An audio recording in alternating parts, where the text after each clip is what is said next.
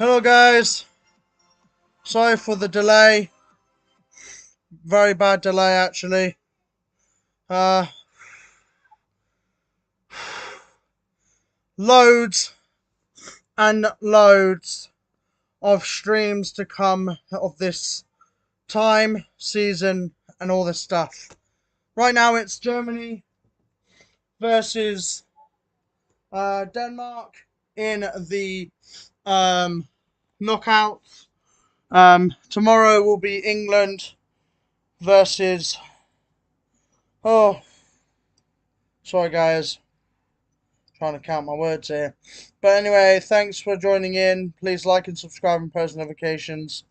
And right now, Germany are dominating right now. Right now Germany could actually go through here to the quarterfinals of the game. So tomorrow will be at 5 o'clock will be the for us, and get ready for that. Anyway, guys, I'm going to send you to the live commentating, and I'll be back soon. Bye for now.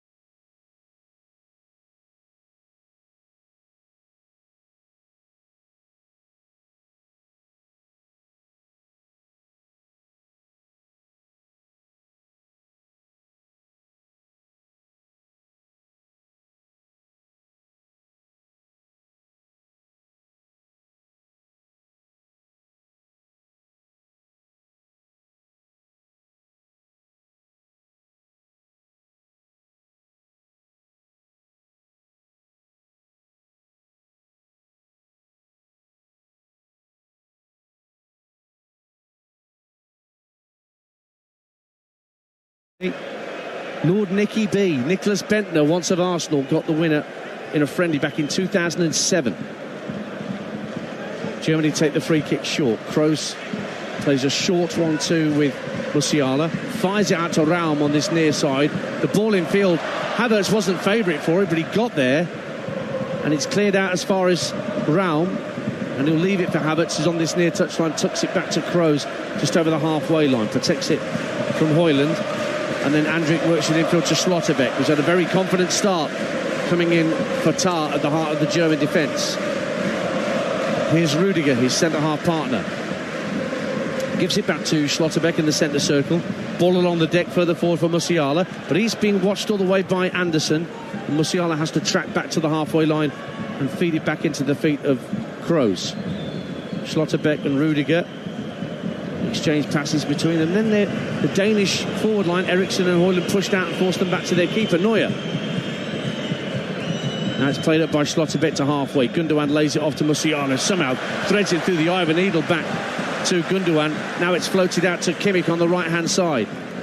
Not really much of an option straight ahead of him, so he goes infield to Andrik. Now Sane's drifted out to that right-hand side, but that allowed Mæhle to get back into position and head clear. 0-0. It's really interesting what they're doing, Denmark, certainly defensively, because it looks like Joachim Andersen, he's going to go inside. When Jamal Musiala goes inside, he's the one who's right behind him. And it looks like they're saying to Alexander Barr, every single time David Raum comes up this left-hand side, he's yours. Because the amount of times that Jamal Musiala's gone inside, Joachim Andersen's gone right in there on him just to get contact with him. He fouled him earlier, he went in there and nearly pinched it again. It's really clever what they're doing.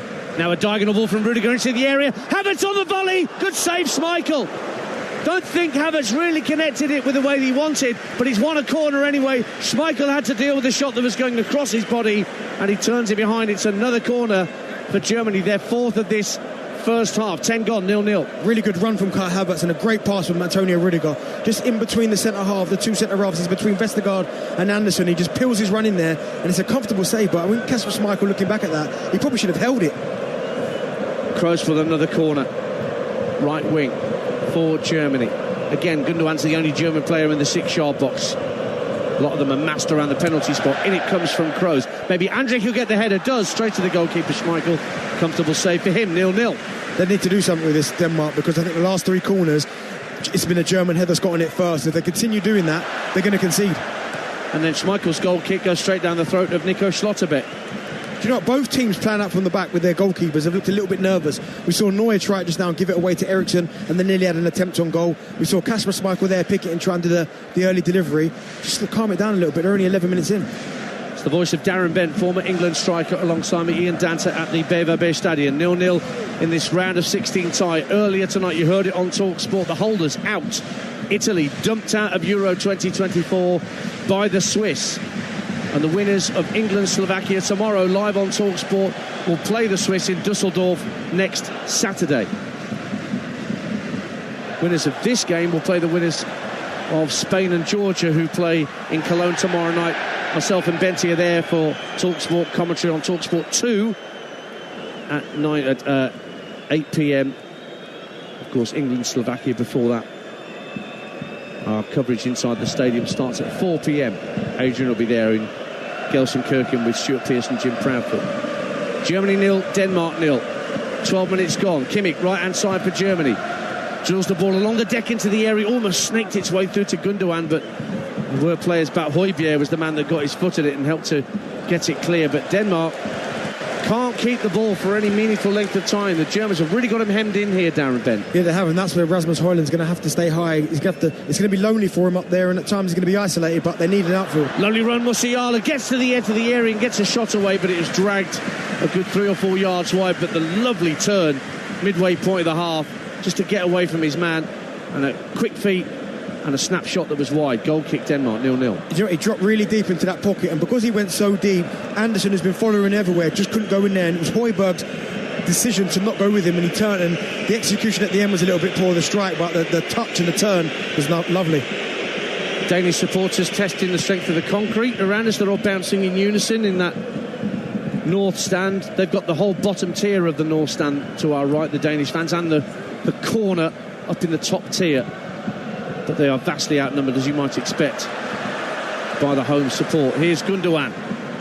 threads the ball up to the edge of the area, almost found its way through to Sane, who'd come in field from the inside right channel, but it evaded his grasp and went straight through to Kasper Schmeichel. The idea was right, what he did there, Gundogan, by turning and trying to thread the ball to Leroy Sané, but just got a little bit too much on the pass, because that's the only way he would have got it in there. I mean, Vestergaard and Anderson were so tight that he would have had to fire it in there, and he just got the execution a little bit wrong. I think it's fair to say that Gundogan's benefited more than anybody else from the reintroduction of Toni Kroos into the German starting lineup, playing in this attacking role that's almost similar to the role that he had at Manchester City.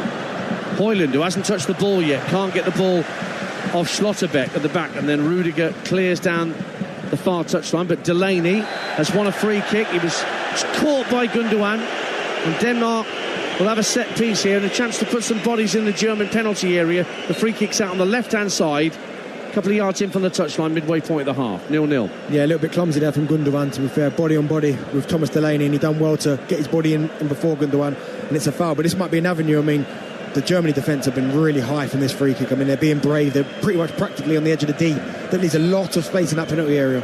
And there's 4 Danish players who are sort of deliberately standing offside at the moment before the ball is struck. Eriksen is standing over it. He's going to clip it infield. In it comes, whipped in by Eriksen. Højlund almost got a touch on it with his head, but it comes out to Gundogan. And Sane is now in a race with Bar. And Sane will get there first, inside the Danish half. Tries to turn inside Bar, who's now trying to hold him up. Now Sane gets up to the edge of the D, ball down, and it's a free kick. He was fouled by Andreas Christensen, who protests his innocence to referee Michael Oliver, but Germany have a free kick 25 yards out from goal, dead centre, 0-0. That is Leroy Sané at his best, getting the ball, running away from Alexander Bar, who just couldn't live with him pace-wise, and the moment he dropped his shoulder and came inside, Christensen had no choice but to drag him down, because Sané's next touch would have been a shot at goal. Good defending, but that's Sané. That's what you want to see from him, that electric pace. When he's like that, no one can mark him. So Toni Kroos will be on free kick duty as always, particularly with these sort of efforts. I don't think we've seen a free kick goal yet at these championships, and he's going to take this for Germany. I thought Christian Eriksen was going to be the draft excluder for the moment there for Denmark behind the 4-man wall they've got. There's a 4-man German wall just in front of and to the side of the Danish wall, so Kasper Schmeichel's got very little to look at here as he bounces up and down his goal line. Kroos takes the free kick and it hits the Danish wall and goes out of play for a throw-in on this near side, 0-0. That is a big old wall though, isn't it? Let's be honest, Christensen, Vestergaard, Anderson, they're all big old boys. I mean, all of them must be, 6'2 plus? Yeah. And it was Vestergaard that got his big forehead to it and got it away. Hatchet goes for a throw, and it's sent back to Nico Schlotterbeck. Ian Danter and Darren Bent with you on TalkSport. Adrian's here as well. And don't forget, Adrian's off to Gelsenkirchen tomorrow to join up with Jim Proudfoot, Stuart Pearce and Faye Carruthers, our England correspondent. England, Slovakia. Got coverage across the day, including the game day breakfast with Natalie Sawyer and Tony Cascarino. Sunday edition with Henry Winter and Sean Custis. You've got the warm-up with Barry Glendenning. Gabby Agbonahor's going to be part of the afternoon build-up. And then we are live from Gelsenkirchen from 4 p.m. with the team news, full build-up, and then full live commentary of England, Slovakia. Germany 0, Denmark 0. We played nearly 17 minutes on TalkSport at the BayWa Stadion in Dortmund. Kimmich out to the right-hand side and Sane. Darren Bent, what you spotted? I'm just looking at Rasmus Højlund. He's not touched the ball yet, and we're 17 minutes in, and he's going to get moments like this where he's going to have to be patient. He's going to have to stay positive, because I expect Germany to have loads of the ball, which they're doing. They're keeping possession, but when Denmark want it back, and they've done it quite well, winning the ball back, they need an outlet, they need a target, and he's got to make sure that first pass is to him. Havertz darts down the right-hand side of the Danish box and gets possession of the ball, faced up by Vestergaard, gives it back to Kimmich, first time cross, just evades 2 German players flying into the near post. Sane and Gundogan comes out to Raum on this near side. Now Kroos for the diagonal ball, beautiful ball out to Kimmich in space on the right, sends it down the right-hand side of the box for Havertz. 4 waiting for a cross. Kimmich again on the right-hand corner of the box, doesn't cross this time. Sends it back via Andrik to Rudiger. Now Rudiger will box it via a deflection, makes it a comfortable catch for Kasper Schmeichel. 18 minutes gone on TalkSport. Germany 0, Denmark 0. they're not really dealing with that Germany right-hand side very well. I mean, the left side, as I said, Anderson's coming across to help Bar, and Jamal Musiala's not really getting much joy out here. The other side as well, you've got Kai Havertz who's running out there, and Christensen and Amelia, they're not really got that connection yet. So every single time Joshua Kimmich gets it, he rolls it behind one of them, and Kai Havertz is in. So that's something they're going to have to look at.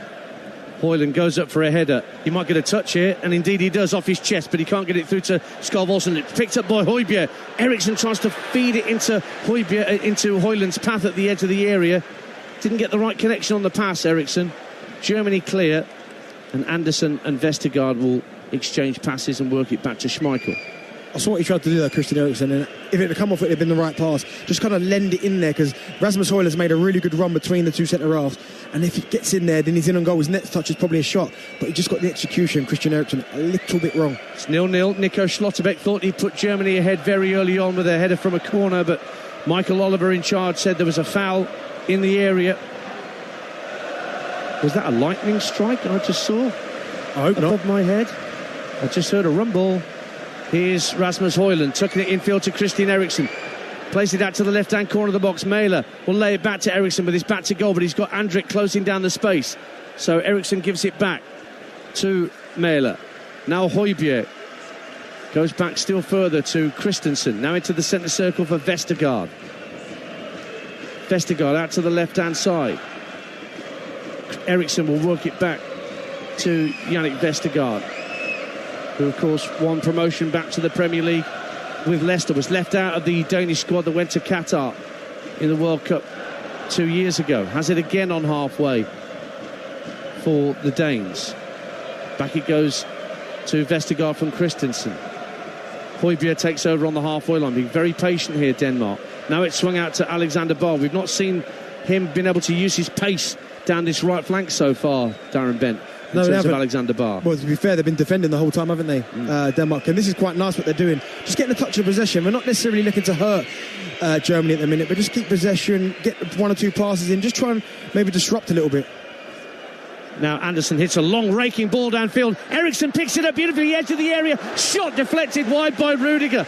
He brought that down quite deliciously, Christian Eriksen, inside the D, tried to sweep it goalwards, but Antonio Rudiger got in the way and deflected it behind for Denmark's first corner, 0-0. I mean, what a tackle from Antonio Rudiger, but what a touch from Christian Eriksen, and the pass from Anderson is incredible. And you're right, the touch goes back inside, and I think Rudiger's gone, and he somehow from somewhere manages to outstretch his foot, and it's a really good block, because I think that goes in if he beats Rudiger. So Eriksen's come across to this near side, the right, to take the corner. Skov Olsen is there for a short corner option. Plenty of Danish players at the far post. He's played short to Skov Olsen at the right-hand corner of the box. Chips in the cross, headed away by Kimmich. Musiala tries to hold on to it. He's pushed in the back by Højbjerg, right in front of the referee. And Germany have a free kick. And Højbjerg just steps toward Musiala to remonstrate with him. And Michael Oliver steps in and wags the finger and sends him away, 0-0. I mean, Højbjerg pushing him in the back of his head. I mean, it's obviously going to be a foul from Højbjerg. But Jamal Musiala putting his body on the line as well. And it's a good foul because they're hemmed in their own half.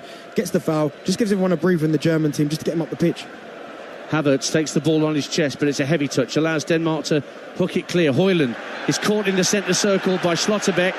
And that's a free kick to Denmark at 0-0. We've played nearly a quarter of the game. Nearly 22 minutes played in Dortmund. Earlier today, Switzerland 2, Italy 0. Quite sensational goal from Vargas at the start of the second half. Italy hit the post a couple of times during the game, but Switzerland's team ethic got them through against the team of individuals. Here's Thomas Delaney for Denmark. Out to Mæhle on the left-hand side. Eriksen works it back in field to Højbjerg.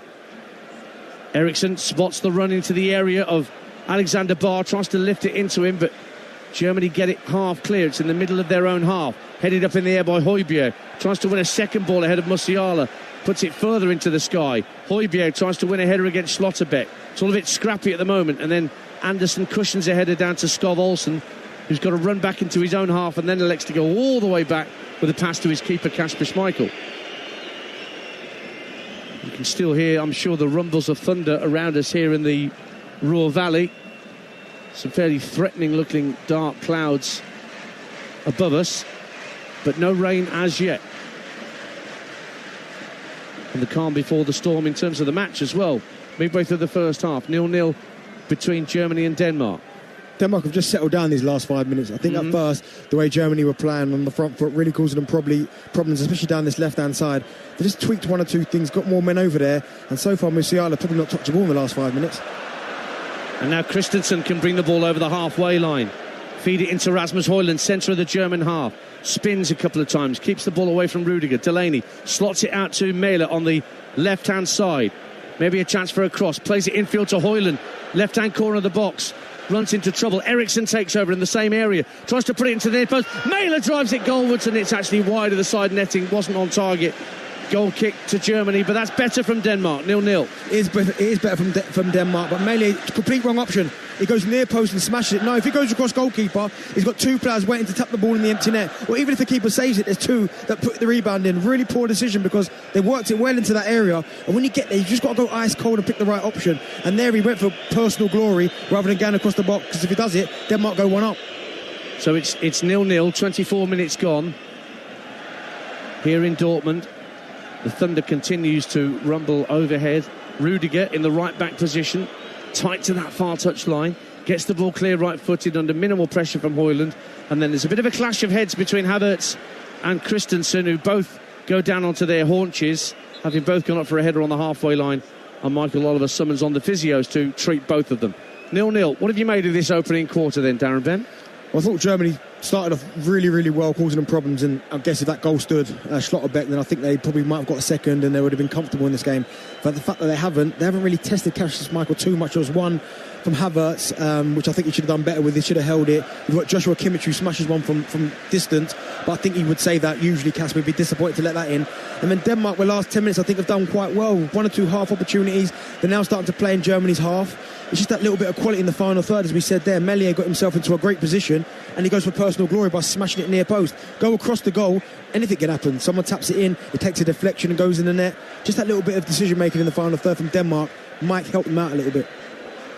So it's 0-0 here. You're listening to Euro Game Day live on TalkSport, presented by Burger King. Bring home the ultimate food satisfaction and get your favourites delivered now. More action tomorrow, notably England against Slovakia from Gelsenkirchen. Coverage across the day on TalkSport. Just stay on this frequency and you get the very best build-up from both here and back home in the UK. And we'll be inside the stadium in Gelsenkirchen from 4. Straight after that, you can react to the English results, however they get on against Slovakia, with Jamie and Jason on the game day phone-in. Meantime, on TalkSport 2, myself and Darren will be in Cologne for Spain against Georgia, the team who've qualified for the round of 16 on debut. I'm looking forward to watching them. Me Georgia too. Back underway with both teams back to 11 against 11. And a chance for Leroy Sané to attack down the right-hand side for Germany at 0-0. Plays the ball back to Josh Kimmich, who's forced back towards the midway point of the Danish half. Passes back to Schlotterbeck inside the centre circle. Rudiger just to his right. Rolls his foot on the ball, looks for an option. He's hit a couple of diagonal balls in this first half, but he gives it to Schlotterbeck instead, just to his left. Musiala coming deep. And again, Joachim Andersen and Darren Bent has been mentioning, came out to engage and then just dropped a little deep as Musiala worked further back towards the halfway line. Now Musiala has sent it out to Havertz on the left wing. Musiala takes over, level the edge of the area. Drifts past Andersen like he's not there, but in slides Vestergaard with a perfectly timed challenge, and Denmark win it back, and it's cleared up for Højlund, but Schlotterbeck steps in front of him, tries to ride a couple of challenges, but Denmark win it back, and it's a good ball out to Alexander Bár on the right. Højlund now making a run down the inside right channel, receives it now, but his first touch is poor and allows Rudiger to step in front of him and guide the ball back. That's where he's got to be better, Rasmus Højlund. They've done really well to win the ball back. That first pass has got to stick. When it goes into his feet, just hold it. You've got Antonio Rudiger behind you. He can't touch you. You can't get the ball. Get your body in. Wait for your teammates to get up. And then you start playing again in Germany's half. But when you try and turn and go all in one movement and give the ball away, you just frustrate your teammates. Give them an opportunity to get up and support you. Germany 0, Denmark 0. 27.5 minutes gone this Saturday evening on TalkSport. Delaney for Denmark, who came in for Schulman, suspended for a couple of yellow cards in the group stages. And it's played back to Vestergaard, and Denmark have taken the game down to walking pace. Do you know what? Denmark have done really well this first half as well, but they haven't seen it. as much is because of how high Germany are defending. You're seeing runs from Delaney, you're seeing runs from Eriksson, Rasmus Højlund's getting them behind because they're so high, they're pretty much on the edge of the D, near the halfway line, the centre circle. They're running them behind. If they could, that's a way I think they can really hurt this German side, because when they've done that on occasions, we saw Christian Eriksen, he did it, nearly got a shot off. I think that's how you get in. That's the thoughts of Darren Bent, former England striker, here with me, Ian Danter, in Dortmund. It is Germany 0, Denmark 0. 28.5 minutes gone as Kroos has possession just inside his own half. Poor pass though, looking for Andrik, picked up by Christian Eriksen, and now Højlund driving through the midfield, trying to go round Rudiger, and he does so, but back comes Kimmich. Great full-back cover from Josh Kimmich as Rudiger looked to have been beaten for pace by Højlund running round him. 0-0. Didn't mind that from Rasmus Højlund in that area there. There was no pass on. Why not have a go? He went past Rudiger, but again, Joshua Kimmich on that right-hand side, that good connection between those two, Antonio Rudiger and Joshua Kimmich, just crowding him out, Rasmus Højlund, but right idea. Eriksen on the halfway line, spins away from Andrik. Højlund tucks it out to Mæhle on the left-hand side, and then holds the ball up on the halfway line, plays it across from left to right via Anderson to Skov Olsen on this near side. Bar on the overlap if he wants to use him. Skov Olsen uses Bar now. First time cross, fired to the far post, chested down by Mæhle, trying to make room for a shot, goes down under a challenge from Andrik, and that's going to be a free kick to Denmark inside the D, away to our right. 0-0. Yeah, really good play again from Denmark. Good cross from Bar. I thought he maybe had overhit it, but they get the opportunity as it pops to the edge of the box, and it is really, really clumsy from Andrik. He gets himself there, he gets nutmegged, and Mæhle goes over, and it's the correct decision. I mean, I don't think he gets the touch that goes for the legs, but when you block him off and impede him like that, certainly in that area, you're always going to get the foul. So this will be a free kick for Denmark, right inside the D, closer to the 18-yard line than the other end of the D. And Christian Eriksen's cradling the ball under his arm and waiting for the chance to spot it down, whilst Michael Oliver gets the old shaving foam out and puts it a couple of yards behind the penalty spot for the German players to stand behind. He can be anyone who's going to hit this, Christian Eriksen. We've seen him do it so many times for Spurs, for Brentford, Manchester United. He's got that technique, and certainly even though it's close and you probably think you can't get it up and down from there, he will, because it's the perfect position. Centre of the goal, just inside the D, he'll find a gap from somewhere. Ball's been placed in the centre of the D. Wind just starting to get up here with the storm clouds gathering around us. Skov also standing over the free kick as well. But Eriksen's surely the man most likely as he steps up, right-footed, straight into the wall, comes out to the edge of the box. Højbjerg drives down the right-hand side of the area, fizzes it across the face of goal, and nobody got a touch, and actually goes out for a German throw in their right-back position as the rain now starts to fall here at the BVB Stadium in Dortmund on the half hour. Germany 0, Denmark 0. Right idea from Højlund, from Højbjerg, sorry. Goes down the right-hand side, and I know what he's trying to do. He's trying to fizz it in, but keep it low, so someone gets in under it, it might take a deflection, but it just gets a little bit too much on it, and it flies up the far side for a goal kick, for a throw-in, sorry. So a throw for Germany in their right-back position, volleyed downfield by Andrik, straight onto the head of Yannick Vestergaard. Another flash of lightning just ahead of us, and I didn't get a chance to count, but that's a couple of miles away, I reckon, from the flash of lightning to the sound of thunder. Here's Germany coming forward with Jamal Musiala looking for Gundogan, who made a lovely run down the left-hand side of the box, and Musiala tried to find him with the reverse pass, but it's cleared away by Denmark and out of play for a throw on this near side. 0-0. Do you know what, in that situation there, I would have liked to see Musiala get a shot off. I mean, he's just outside the penalty area, right idea into reverse a pass into Gundogan, who made a really good run. From there, 20 yards out, have a shot. Especially with his quality as well. Yeah. Ball's played into Gundogan once more from Kroos this time. Just over the halfway line, Tony Kroos has to give it back to Schlotterbeck at the edge of the centre circle.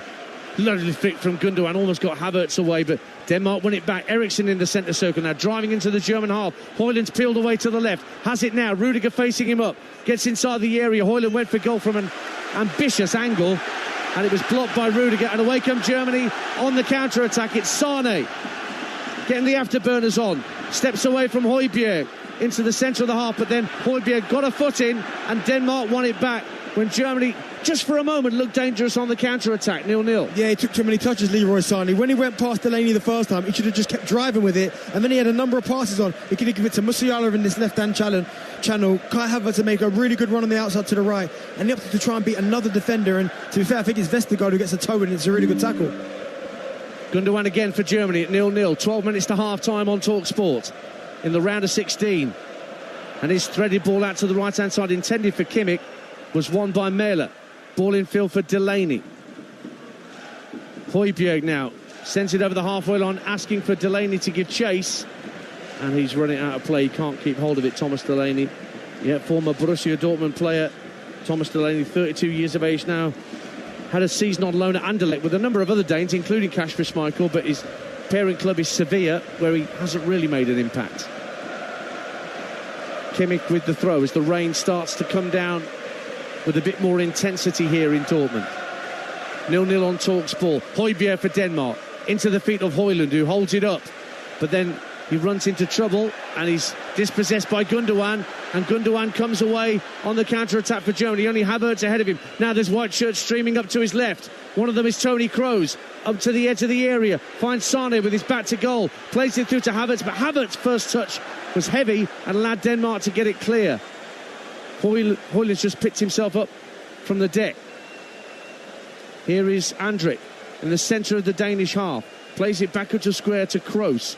Rain really hammering down now, and another big flash of lightning and a big clap of thunder. I didn't need to tell you that. You heard that yourself. I hope we're safe under here. Adrian Durham just jumped out of his seat. Here's Havertz down the right-hand side of the box meantime. Tries to lay it back to Kimmich, who pushed in from the right wing, but it's cleared away. And it goes up to the halfway line. And Germany have it back because Denmark had all sorts of players, and the referee is now saying, I need to suspend play because of the danger to players out on the playing surface, because the storm, as you've probably heard from the claps of thunder, is very, very close to the BayWa Stadion here in Dortmund, and the players are being led to this near touchline, and Michael Oliver is going to speak to one of the match directors here on pitch side to see what advice should be given. But you can just feel the storm clouds around us building and building more and more. You can hear those rumbles of thunder. And player safety, Darren Bent, all important at these sorts of times. Yeah, that storm come from nowhere, because it was quite a nice start to the game, and then all of a sudden the thunder and the lightning come firing down. It's been a really interesting game as well, but you throw this into the mix, it's I'm not quite sure where it suits, because I think Germany certainly were on the front foot, starting to cause one or two more problems. Thought they were a little bit sloppy in the final third, coming up the last few minutes. So maybe Denmark is just that little calm in 5 minutes, just to get a few words out, a few tactics, just to remind people about what they want to do in their jobs. 10 minutes to half-time, but there will be an awful lot added on whilst options are considered down beneath us. And they're putting a message up in German, and my German's not the greatest, but I'm sure it's something to do on the Jumbotron screens with the weather causing a slight delay to proceedings. 36 minutes gone. What's your German like, Adrian Durham? It's actually not too bad. It's basically saying there's a pause in play for an electrical storm, but I think you all knew that anyway. But I have actually managed to, if you take a look at your phones, managed to capture it on camera. I will send that out on social media very shortly, but the level of the storm, I've been following it for the last 10-15 minutes or so, because all of a sudden the wind got up, and then you know that the rain's going to come. The rain starts. You were right about the rumbles of thunder, and then there was a massive crack of thunder, and then the lightning was coming. It's still coming now. There's just a flash there. Lightning every few seconds right above this magnificent stadium. And listen, the last thing you want is for anything disastrous to happen. So I can understand why the players have been taken off and why there is a pause in play at this moment in time. One wonders, though, Darren Bent, what that will do to the players who are down there. They're just milling around in front of the dugouts down there, and one wonders what's going on with their frame of mind, because they were right into the game at that point, weren't they? Yeah, they were, and as I said, maybe for Germany, I thought they were starting to get back on top. A little bit sloppy in the final third, I thought. Tried to be a little bit too cute, trying to go through the middle of the pitch when there's no space, just keep recycling it, go wide. But if you're Denmark and you realise that Germany are getting on top, just one or two members of the squad, get the manager in, few information, just remind people of one or two of their jobs that they've got to do, because I think defensively, I think Denmark have done well. They've not really allowed any clear-cut opportunities. I think Germany have been a little bit predictable in terms of attack. So if you're Denmark, you're quite comfortable in a minute. You're quite happy. John, weather update, because the wind is absolutely taking hold here and it's blowing everything everywhere.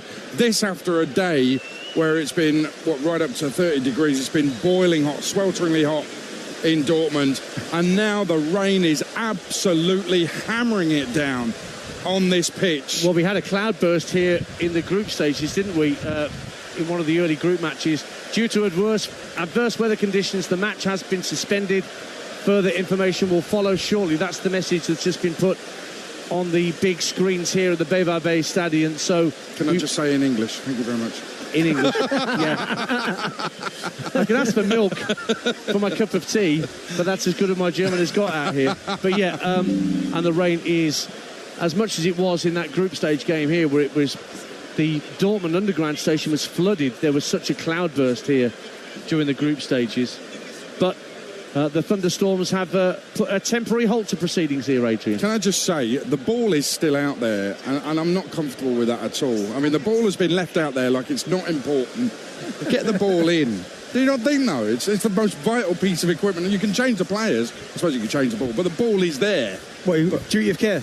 Yeah, I think it just doesn't feel right. But listen, there's flags, there's hats blowing everywhere. The rain is coming down. That's why there's been a suspension in play. Let's talk about what has happened in the game, Darren Bent, because I think it's been a fascinating game. I'm still trying to work out, and I've been looking all over social media, trying to work out why that Schlotterbeck header was ruled out. There were a couple of mini blocks, but it's players kind of running, and it looked to me like a Denmark player running into a German player who was just standing still. It's one of the softest disallowed goals I've seen in a long, long time, that. Yeah, I agree. I think Schlotterbeck's got it really well, and it's a really good header. But again, I said it in commentary, that the telltale sign is always, you look at the players, the Denmark players, other than the guy who hit the deck, no one even complained. The goalkeeper didn't complain. They were on their way back to the halfway line thinking that Germany had scored. For Michael Oliver to go, no, I've seen something there, and I think it was really, really soft. I think it's a poor decision. And I think from a German perspective, you're frustrated because they should be one up quite early. And then who knows what happens to the rest of the half. And what was really weird was Michael Oliver had his finger in his ear, on his earpiece. So you're assuming he's heard something from VAR. But it was such a short period of time between the ball hitting the net and the goal being disallowed that I couldn't work out whether it was VAR doing it or whether it was Michael Oliver giving the decision. A very strange one. I have to say, we could barely see the opposite stand because the rain is coming down so heavily. It's absolutely biblical, torrential. I mean, it's unbelievable, the rain right now. And actually, we're covered by a roof that hangs right way in front of us. So we shouldn't be getting wet at all, but I can feel raindrops on me. If we were at Newcastle and this was happening, I think we'd have to send for the submarine to get us home. Can you imagine if it was Old Trafford with that leaky roof? Well, the roof was leaking here, Darren, in that game I mentioned in the...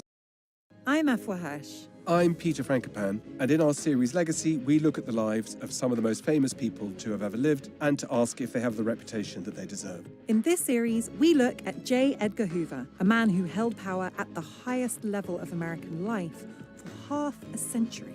The director of the FBI, Hoover was once revered, now he's widely condemned. But politics today cannot escape his influence. Follow Legacy now, wherever you listen to podcasts. For the commentary box, a couple of rows in front of us are getting very wet as well. So I just find it absolutely extraordinary what's going on here. We've not seen weather like this. I mean, you had this here, but this feels like it's worse than that was. Yeah? Or was it the same? Oh, it feels probably a little bit worse. Yeah. I mean, it's hailstones now. Hailstones on the pitch, and apparently television companies are saying there's going to be a 30-minute delay minimum, Adrian. Wow. To allow this storm to pass. Because the hailstones, as you can see, are now falling, and they're the size of... I saw this happen at Euro 2016. I was in Lyon watching Northern Ireland beat Ukraine, and they had to suspend that game. I remember our former colleague Colin Murray was getting absolutely pelted with hailstones as he sat behind the goal, and they had to suspend play for, I think it was about 20 minutes that day before they could get things back underway, and that was 8 years ago at Euro 2016. Oh, the roof's leaking. There's a leak in the roof over to our right as well. But to be honest with you, I don't think it's an Old Trafford situation. I think this kind of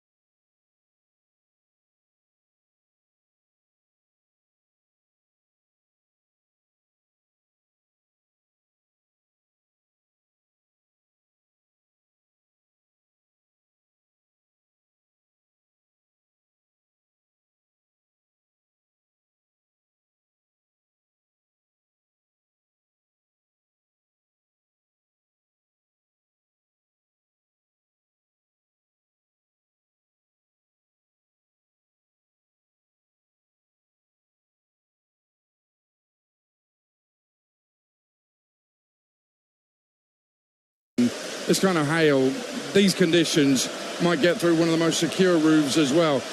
There's rain cascading down in the corner away to our right. Safe, but I mean, it almost looks like it's not going to stop. It's coming down with that force that it looks like, well, that's going to take some time, because, as you said there, it's coming out the sky and it is absolutely hammering down. It's not trickling, it's hammering through the stand for all four corners. Yeah. You've got a corner over there, there's that in, it's here, it's to the left of us as well. Absolutely incredible.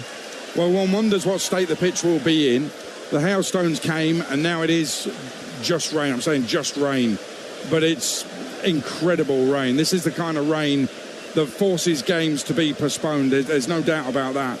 However, at this moment in time, we've not had word of that. But this is extraordinary. I love the fact that, you know, fans have... It's a full house, 60-odd thousand in here for this game. It's a full house, but fans have either made their way to the concourse or made their way back up to the stands, towards the middle and back of the stands, just to try and avoid the rain. Now, we are, I would say, in the middle of there's two tiers in this stand. We're towards the back of the first tier, and we felt the rain on us, even though we are some way back. But we felt raindrops on us.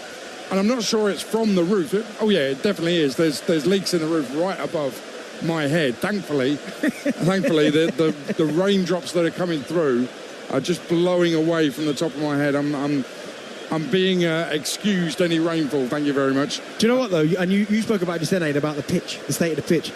When you look at the two teams and the way that they play, this wet surface will suit the Germans, because the way they slick passing, the way they move the ball really, really quickly, it might just favour them a little bit. Yeah, but I'm wondering about the surface water. I mean, we can only see on top of it now. We can't really see how it is, how the ball might drag. If you try and roll a ball or bounce a ball on there, one wonders how true it will be. Would it bounce back up? If you roll it, will it roll, or will it just stop because there's so much water on the pitch? That, for me, is a concern. And if it's like that, Darren Bent, and there's so much rain, it's still raining heavily on this pitch, then Michael Oliver will have a big decision to make, I think. Yeah, because again, you said the health and safety. Someone slips, the ball doesn't bounce, you can't play on it. You hope that it kind of calms down a little bit, and I'm guessing in a little bit of time they'll get the guys on with the big brooms that will try and sweep the water, and that will give us an indication as to how much water the pitch has carried. But at the minute, I mean, it doesn't look like it's slowing down anytime soon. It's come down really, really heavy. The rain coming through the roof doesn't look like it's slowing down. Hopefully in time, what they're saying 30 minutes, hopefully in 20 minutes time it should be okay. I would say that looking up at the sky, it's got brighter. I mean, it was virtually I've pitch just black noticed that maybe the game 15, has 20 been minutes ago. When they were still out on the pitch, I took a photo of the sky, and it was virtually right pitch now black, because of set against the lights at the top of the two-tier stand opposite us. But looking up at the sky now, it's brighter, which tells me those dark clouds are passing, and therefore the rain theoretically should be passing as well. But just to give you an idea of how difficult this rain has been, like I said, I gave you our position a moment ago. We've had to cover up, producer Izzy's had to cover up all of our technical equipment, electrical equipment, for fear that might be affected by the rainfall. I remember another suspension when England were at the World Cup in Brazil. They went to Miami and played a couple of warm-up games there in 2014, and I forget whether it was Honduras or Ecuador, but they were playing at the Sun Life Stadium in Miami, and all the stands are open at that stadium. There are no roofs whatsoever, and there was a weather warning for a thunderstorm, and that was a good hour that we had to wait on an afternoon for that to clear, and everybody was told in the stands, do not stay in your seat, go back into the concourses. And it was, you know, because those Florida thunderstorms mean business, don't they? So it's quite similar to that, although many people have kept their seats, haven't they? Many people have stayed, the Danish fans particularly to our right in the northern tribune, have stayed exactly where they are in the bottom tier. And the rain, if I don't look at the flooded rain that's coming down from each corner, the actual rain that's falling from the skies is not as intense as it was 5 minutes ago. Yeah, not it's eased off, isn't it? Yeah. A little. Yeah, eased off a little. It's still raining, let's point that out. What I want to do is I just want to give a huge round of applause to the Danish fans. They've been brilliant since well before the game kicked off. They're kind of singing and chanting towards each other. As soon as that water starts cascading down into this area of seats where they are, two of them strip off and they're dancing in it. Then loads more of them strip off, and they're all arm arms around each other's shoulders, singing and dancing in the rain. And I just think it's a magnificent thing. I'm sure a lot of fans would have that same kind of attitude. Look, there's not a lot we can do about it, so therefore we'll just have a good time and we'll sing in the rain. We're going to get wet, so let's just make the most of it and have fun with it. It's exactly what the Danes have done. It's brilliant. It's absolutely brilliant. I mean, they're taking they're in a situation where they're in the knockout stages. Why not enjoy it? It might not last past tonight. We don't know yet. So why not? I mean, you don't see this often. I mean, I've certainly not seen rain and a thunderstorm like that in a very, very long time. But the guys, yeah, you're right. There could be a bit of a moan up. People, you know what I mean, not happy with the situation. But as you said, they're taking their tops off, dancing, but all in it together as well. All sitting together, all tops off, jumping, singing, getting a standing ovation from their fellow Danes. It's been really nice to see. Yeah, it has. Now there's information on the screen in Danish for those in the red shirts away to our right. So fair play to UEFA for that. Can you translate that, Ian Dancer? I'd struggle. I can see the word suspended, and I think that means suspended. Oh, they just put it up in English again. How nice. And it's the same message. Due to adverse weather conditions, the match has been suspended. Further information will follow shortly. That update is there's still rain cascading down in one of the four corners. It was all four corners. So there's water cascading down away to our right into an area of seats that are empty now, but had Danish fans in there. And the rain itself is easing off, has eased off. Is it even raining? Can you see that? I think a little drizzle. bit. I mean, A light drizzle. When I look at the top of the stand, you can see just little bits of it still coming down. Not as much it did. And even the water now seems to be subsiding. That was coming out. The waterfalls, yes. You mean, yeah. It is. It's getting... there were two streams, waterfall streams. One of them has virtually dried up. The other one's still going strong. But that tells you it's easing off. And the sky above is much brighter than it was, as we said before. So that ball's still out there, though. You're not happy about that, are you? And I'm not. I mean, what sort of state's the ball going to be in? Anybody going to dry it off? Anybody going to give it some love? You've got to love a football. You must have slept with a football in your time, surely. Yeah, as a kid. Yeah, not absolutely. for a while. Yeah, but Not for a while. It's a thing that you love and cherish, a football, isn't it? Yeah. Don't leave it out there in an electrical storm. No, but if that's waterlogged, I'll just get another one. What if that had been hit by lightning? Who cares about that ball? It's not Wilson. Well, Wilson! Yeah. What I will say is that there was a social media site for lost footballs. Hang on, the computer's got all wet. There's a social media site, photos of lost footballs, yes, which is absolutely brilliant. And I saw one in the, one of these electrical substations. There was a burst football in the middle of one of those, in the middle of, in Belfast, I think it was. And so I took a picture of it. Magnificent, sent it in. Magnificent. That ball on the pitch right now, on its own, I think belongs on that social media site. Meantime, Adrian, Michael Oliver, we can see in the tunnel in discussions with his assistants, Stuart Burt and Dan Cook, and also with UEFA officials. I think they're having a discussion about whether it is safe to return to the playing surface. Meantime, as that water still cascades down from the northeast corner here at the BVB Stadion, the officials have been sweeping away water as it's landed around the perimeter of the pitch, and they've done a fantastic job in stopping that becoming too much of a problem. And I think Michael Oliver is probably in conversations at the moment, Adrian, saying, right, the danger from the thunderstorm appears to have passed. How soon can we get things back underway?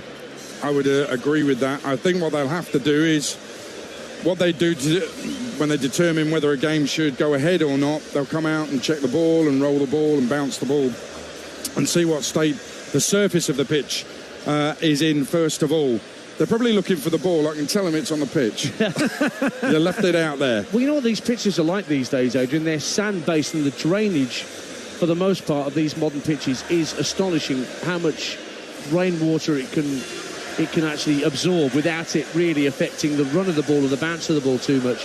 But yeah, that I'm just wanting to see somebody come out and bounce it and just give us a clue. Ian, can I ask you a question? Ask me a question. I mean, when you watched Castaway, right, and Wilson came off his little spike and drifted off, yes, and Tom Hanks finally realised he couldn't retrieve Wilson. Yes. I cried my eyes out. Sure, tell me that you did the same, because that's what normal people would do. Oh, yeah, I had a moment. I think we all had a moment. Same as when E.T., I thought E.T. had died, but that's different film, different era, It's different not age. real. It's not real. The players are coming back out. They're at the top of the tunnel. That's why you just heard a cheer a moment ago when we were talking about Wilson. And the match is going to resume shortly. That's what it says on the big screens in the corner. Attention, please. Match will resume shortly. Ilkay Gundogan is at the top of the tunnel. The Germany captain, Rasmus Højlund, is there as well. They're all pretty keen to get back on with it. Out they come. They're going to have a little warm-up as well. Some of the coaching staff have put balls on the pitch. They're all addressing the 6-yard boxes as well. Some of the ground staff are taking forks out there, and they're sticking the forks in the ground just to make sure that rainwater is soaked up. And here come the players. Germany peel off away to the right, and Denmark away to the left. It's 0-0, by the way, but just in case you wondered. And finally, the ball. Well played, Jamal Musiala. He's shown the football some love. It needed kicking. Jamal Musiala, my player of the tournament for that. Save football. What a man. If only he'd chosen England. But the ball looks to be running true, Darren Ben, doesn't it? They've kicked a few around, they're rolling it around. There's a bounce there. It's bouncing absolutely fine, yeah. Modern day pitches, built for anything, but you're right, it is rolling well. It looks like it's bouncing. I'm watching the goalkeepers now doing a little goalkeeping drill, and you can quite clearly see the ball's bouncing. It's moving quite nicely. But as I said, it's one of those conditions, though, Aid, shoot on sight now, because the ball will skid off the turf. Yeah. It'll be wet, it'll be slidey. Goalkeepers maybe can't hang on to it as much as they'd like. To make a real fascinating rest of the game. Yeah, it could. Just we talked about the Schlotterbeck header that was disallowed. Quick word on Christian Eriksen's touch, which you know when you see some football and it's so magical, you make a little noise involuntarily. That's why I saw that touch. I was, oh man, that's so good. And then Rudiger, out of nowhere, makes a block. It's just brilliant football all round, isn't it? Yeah, the cheek of Rudiger. Let it go in. After that touch, I mean, the pass from Anderson sets it all off. I mean, he drills it about 70 yards, lands it on Christian Eriksen's toe, and the touch is just beautiful. Back onto his right foot, and you're thinking, just bury it. But fair play, Antonio Rudiger, who's turned into one of the best defenders on the planet the last couple of seasons. He gets a foot in from nowhere, and it's a really good tackle. Yeah, it is. Yeah, it's almost like he said, well, Eriksen, you have your little moment, and I know you think you're going to score, but I'm going to be the king round here. Nobody gets past me. Do you know what's nice about that situation? There was a little high five from Eriksen and Rudiger. Oh, that's brilliant. Yeah, I love that. As if to say, like, mutual respect. That touch was nice, but listen, son, not on my watch. That's how it should be, isn't it? I mean, Eriksen must have appreciated that, and Rudiger having thought, I've let him in, and he retrieves it. But that touch from Eriksen, that's absolutely dreamy. Well, they are out there, kicking the balls out. There is no problem. I can't believe that. The torrential monsoon we have just had, and it wasn't 2 or 3 minutes. It went on for a long, long time, has not affected the pitch at all. That is modern technology and modern pitches. That is absolutely magnificent.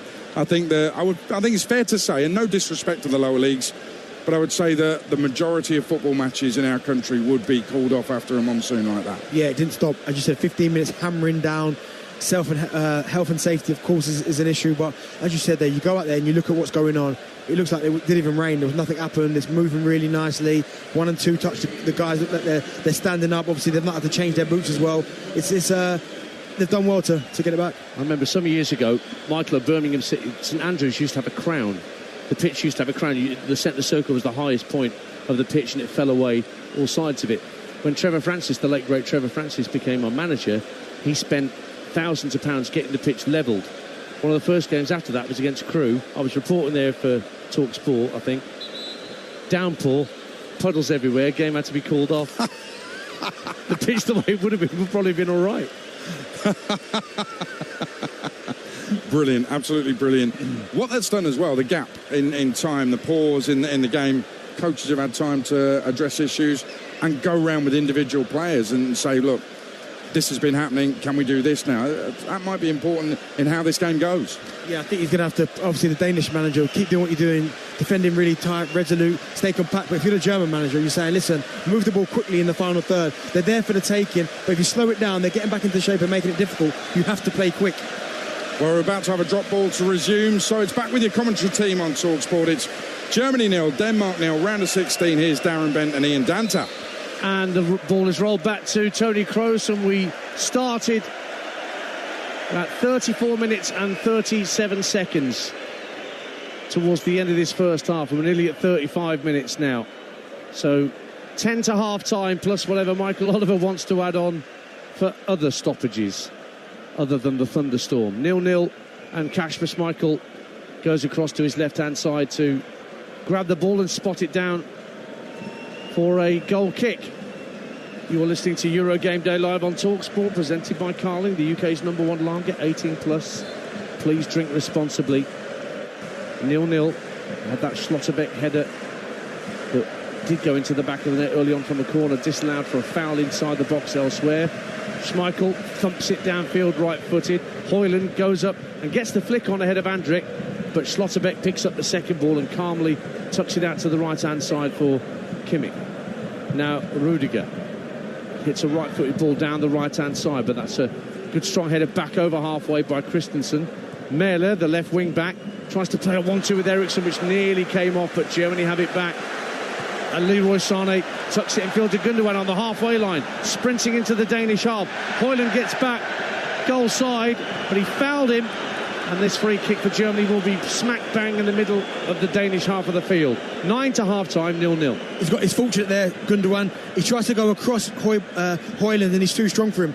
He sets his body, and Gundogan tries to get himself round, and he can't do it. And to be fair, I think Rasmus Højlund is unfortunate. I don't think it's a foul. I think Gundogan tries to be strong, doesn't happen. Højlund gets his body in, and then Gundogan goes over, and Michael Oliver gives the foul. But for me, shouldn't have been a foul. Kroos to take it, and it's one of those strange free kicks where he can float it left or right. In the end, he passes to his immediate left for Raum. Raum will get a good crossing into the area. Havertz with a header, blocked out by Schmeichel. It was straight at him, and he got it out and away from danger. But Germany still have it. Kimmich now with the ball to the far post. Schlotterbeck up with the header into the side netting, and it's a Danish goal kick. 1 or 2 around us thought that was in from Nico Schlotterbeck.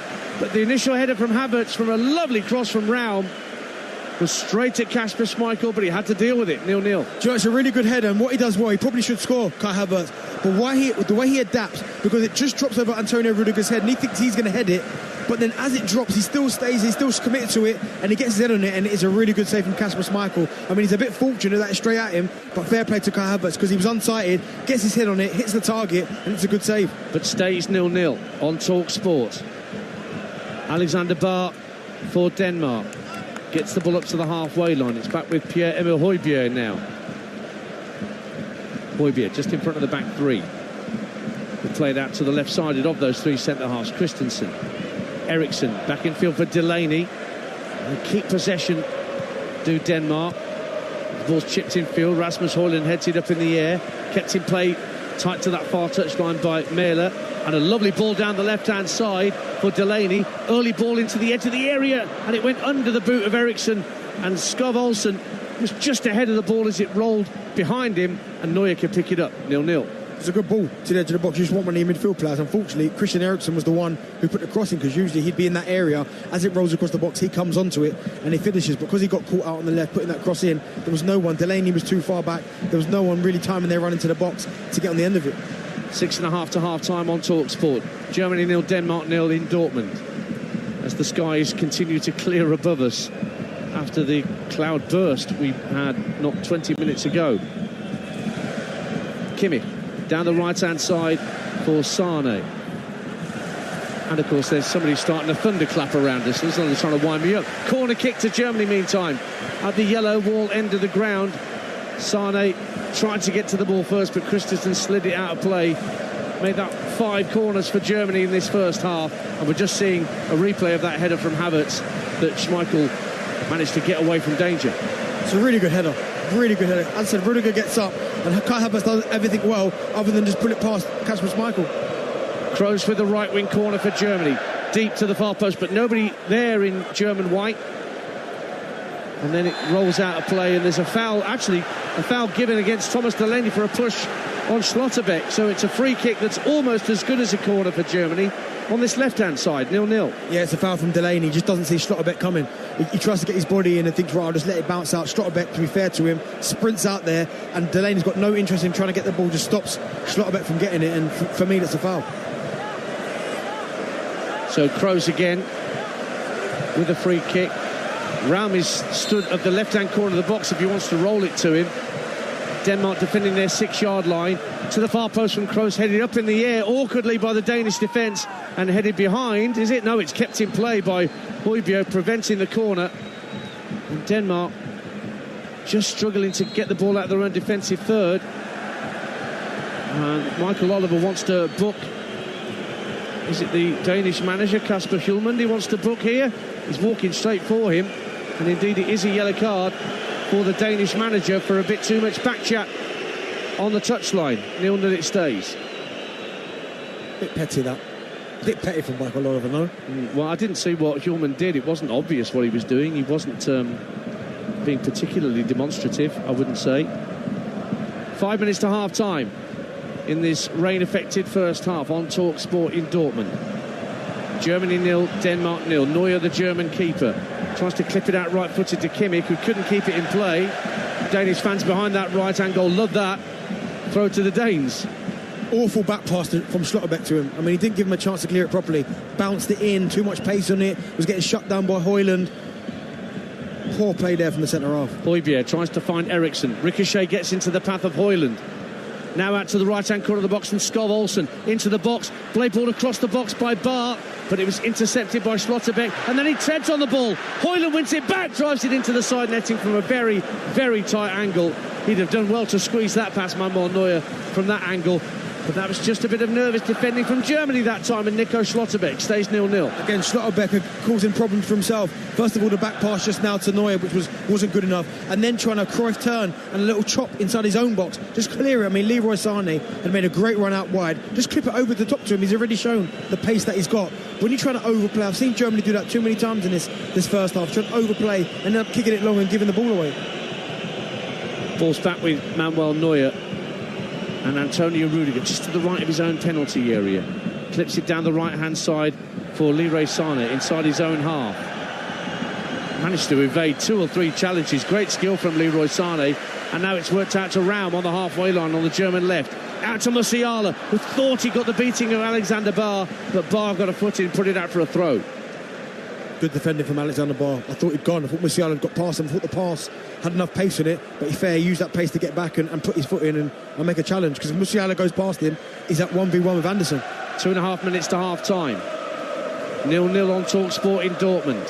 Here's Højlund trying to chest the ball down to the path of Eriksson, but Rudiger moves back into his own half to pick it up. I should say that Kasper Hjulmand, the Danish manager, he was an assistant manager when Jonathan Richter was hit by lightning in a reserve match for Nordjylland when he was manager there. And it was a very serious incident, and that's probably why the Danish manager was as keen as anybody for play to be suspended when the weather was closing in the way it was here in this first half. So, approaching half-time on Talk Sport, and it is levels your devils. It's 0-0, Darren Bent. Again, I'm sure the Danish would be delighted to get in a half-time with this scoreline. De Wolf and then Kai Havertz there. They're just in the final third this first half. Just overplaying a little bit, taking too many touches. I mean, the first 10 minutes are 1 and 2 touches, playing really quick, really causing Denmark problems. Since then, they've come away from that. Everyone's trying to dribble, everyone's trying to play hero football. Get back to what he was doing really well, which was playing little 1-2s, little intricate passes, little 1-2s. Musiala was caught there in the centre circle by Barr as he tried to turn and move into the Danish half of the field. So a free kick for the Germans. Kroos might leave it for Andrich on this occasion. No, Andrich walks away. Kroos takes it short along the deck to Sané. Touched into the area by Havertz. Back for Gundogan. And it was passed back to Schmeichel, who couldn't pick it up, knew it, but managed to get it clear. Instinctive defending by the Danish goalkeeper. Getting that situation, overplaying. Havertz, why turn it in the corner? Just take a touch, turn and hit it. The defenders had dropped 5 yards off him. He almost did the job for them, because Gundogan made a good run, but that's what attracted the defenders to back off Havertz. When you turn there on your left foot, just have a shot. Musiala for Germany. Out on the left-hand side, near to us. Just back heels it into the path of Raum. Schlotterbeck now. Into the feet of Musiala. Quickly on the half turn. Tries to drift away from Højbjerg. Out to the left-hand side, Jamal Musiala. Really busy player for Germany. Schlotterbeck again. Kroos finds Musiala. Ball into the centre of the half is picked off by Delaney. And Denmark have it back. And Eriksson releases Delaney over halfway. Rudiger trying to get on the cover. Into the area. Højlund gets there ahead of Neuer. Neuer gets enough of a touch to keep it out of the net. Germany clear. What a chance. Rudiger stayed down in the area, clutching his chest. But Rasmus Højlund just stuck out a long leg to try and divert the ball over Manuel Neuer. But Neuer managed to block it away. 0-0. Really good added time. Really good play from Christian Eriksen. The pass that puts in Delaney, it's an unbelievable pass. But when it comes to Højlund, I mean, Rudiger makes up all the ground, makes a really good tackle. But fair Rasmus Højlund go round the goalkeeper. He tries to dink it, and it is possibly the right type of finish. But when you get at that speed, that momentum, and the manager comes out, just go round him, take it to the left, and because Neuer's committed, the only thing he can do is bring you down. Throw in for Denmark, left-hand side. We're into a single minute of additional time at the end of this delayed first half. If you're just tuning into TalkSport, a heavy thunderstorm saw a suspension of play for 20 minutes or so here in Dortmund. Cross fired from left to right to pick out Skov Olsen on the Danish right, level with the area. Looks to dip the shoulder and get away from Raum for a moment. Still has it, Skov Olsen. Works it back to Joachim Andersen. Puts a diagonal ball into the box. Delaney goes up for a header. Headed up in the air by Andrik and well caught by Neuer, with Delaney trying to pressurise him. Stoppage time, 0-0 first half. Yeah, good cross there. Really good play from Olsen for Denmark on this right-hand side. Really played some good stuff. And that is half-time. Michael Oliver sends the players back down the tunnel.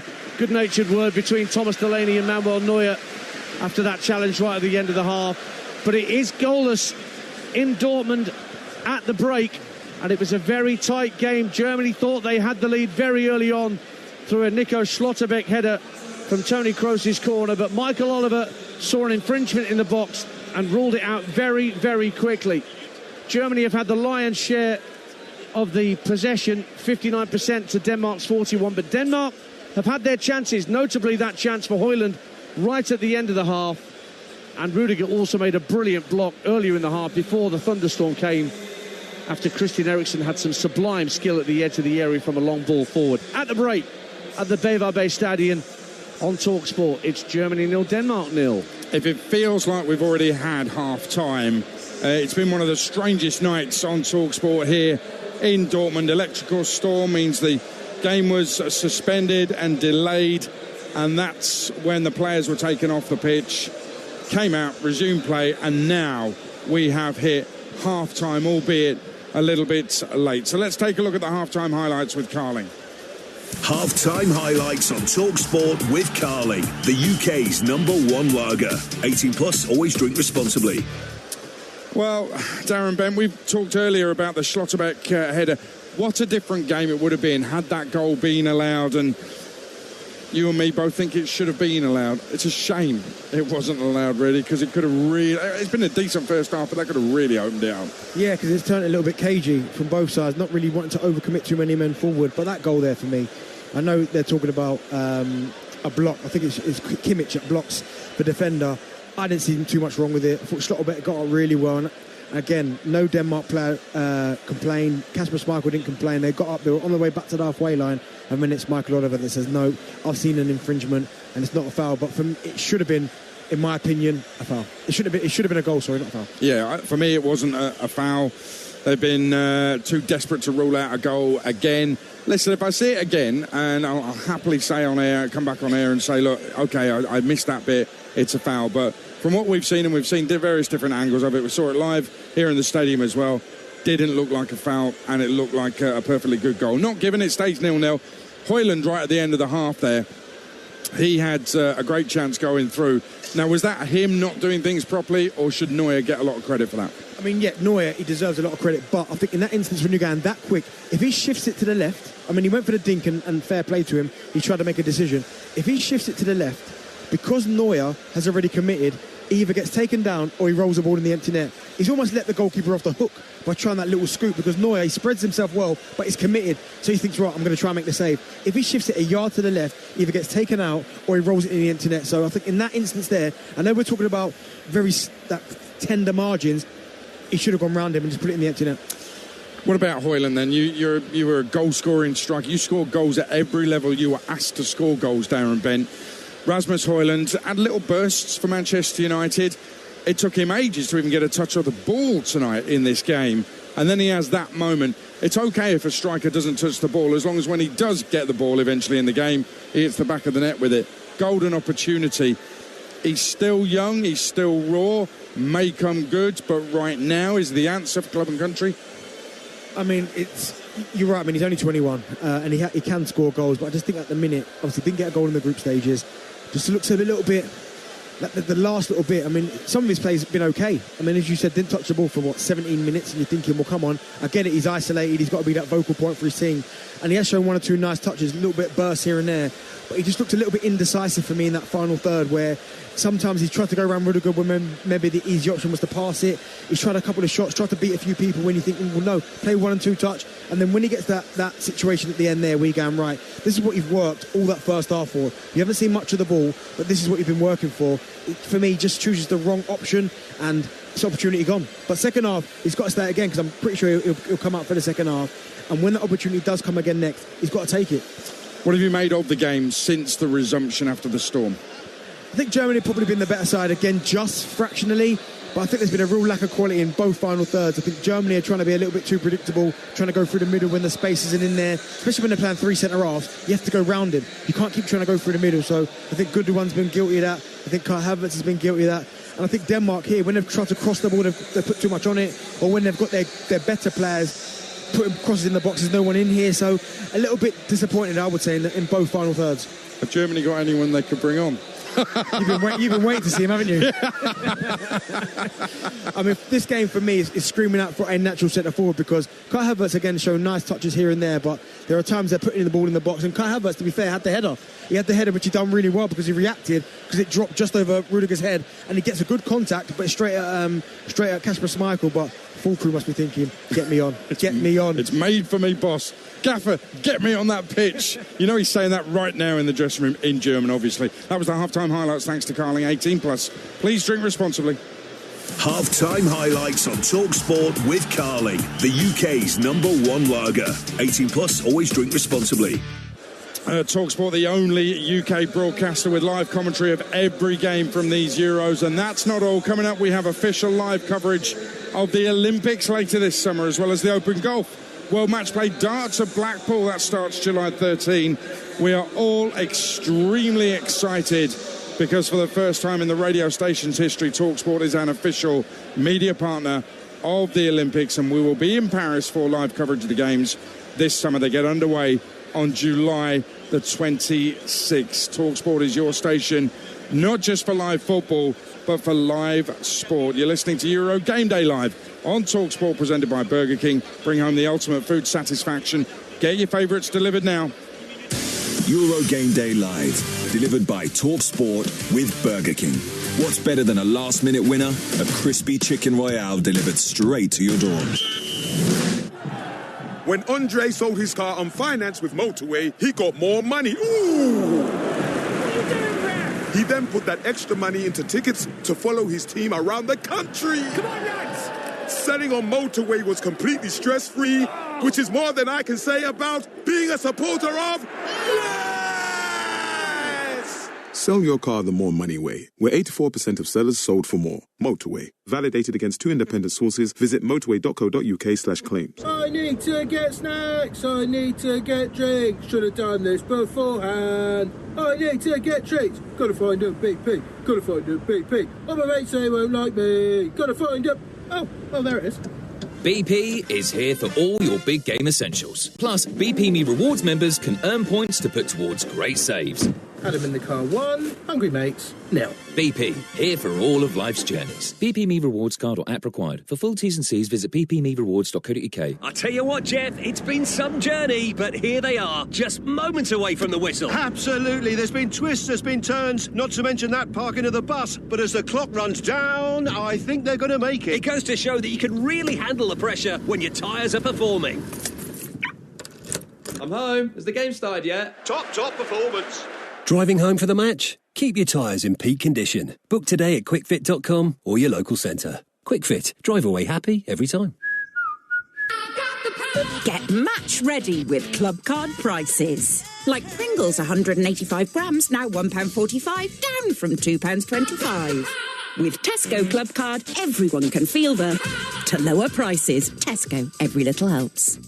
Majority of larger stores end 16th of July. Club card or app required. Strength comes from confidence, both on and off the pitch. And confidence starts with self-care. Upgrade your game with Dove Men Plus Care Advanced 72-hour sweat protection antiperspirant deodorant and Dove Men Plus Care 24-hour nourishing body wash. Perfect for your post-match shower. Now available in new eucalyptus and mint long-lasting fresh fragrance. Let confidence last with Dove Men Plus Care. Proud partners of UEFA Euro 2024 Germany. Let's go live to hear about that winning goal. The crowd's gone absolutely wild here. How on earth do you sum up your emotions right now? Amazing. A hat-trick is just the best feeling ever. Is it though? Is kicking a ball into the back of the net really better than food fulfillment from Burger King? That warm, fuzzy feeling of total food satisfaction, like finishing the last bite of a Gourmet King's Barbecue Steakhouse Angus. No. Correct. Burger King. That's food fulfillment. This tournament, prepare for greatness with William Hill. Get ready for last-minute winners, legendary goals, and, straight red cards. Oh, what was he thinking? Win 50% more on every England game this tournament with Bet Builder Extra, online or in the app. Only from William Hill. Available day before match to kick-off. Bet Builders are 3+ selections at 3-1 or more. Pre-match singles, match stake £20. Full T's and C's apply. 18+. BeGambleAware.org. Euro Game Day Live on TalkSport with Carling. The UK's #1 lager. 18+, always drink responsibly. On 1089 and 1053 medium wave. On DAB, online and on your smart speaker. Official broadcaster of UEFA Euro 2024 Germany. TalkSport. You're listening to Euro Game Day live on TalkSport, presented by Carling, the UK's #1 lager, 18+. Please drink responsibly. Loads of subs out there warming up during the half-time interval. It is Germany 0, Denmark 0 here in Dortmund. Let's look at the latest odds, all thanks to William Hill. In the Zone on TalkSport with William Hill. Prepare for greatness with William Hill. 18+, gambleaware.org. So still 0-0. Germany are 6-5 on to win this in 90 minutes. Denmark are 24-5. The draw is 15-8.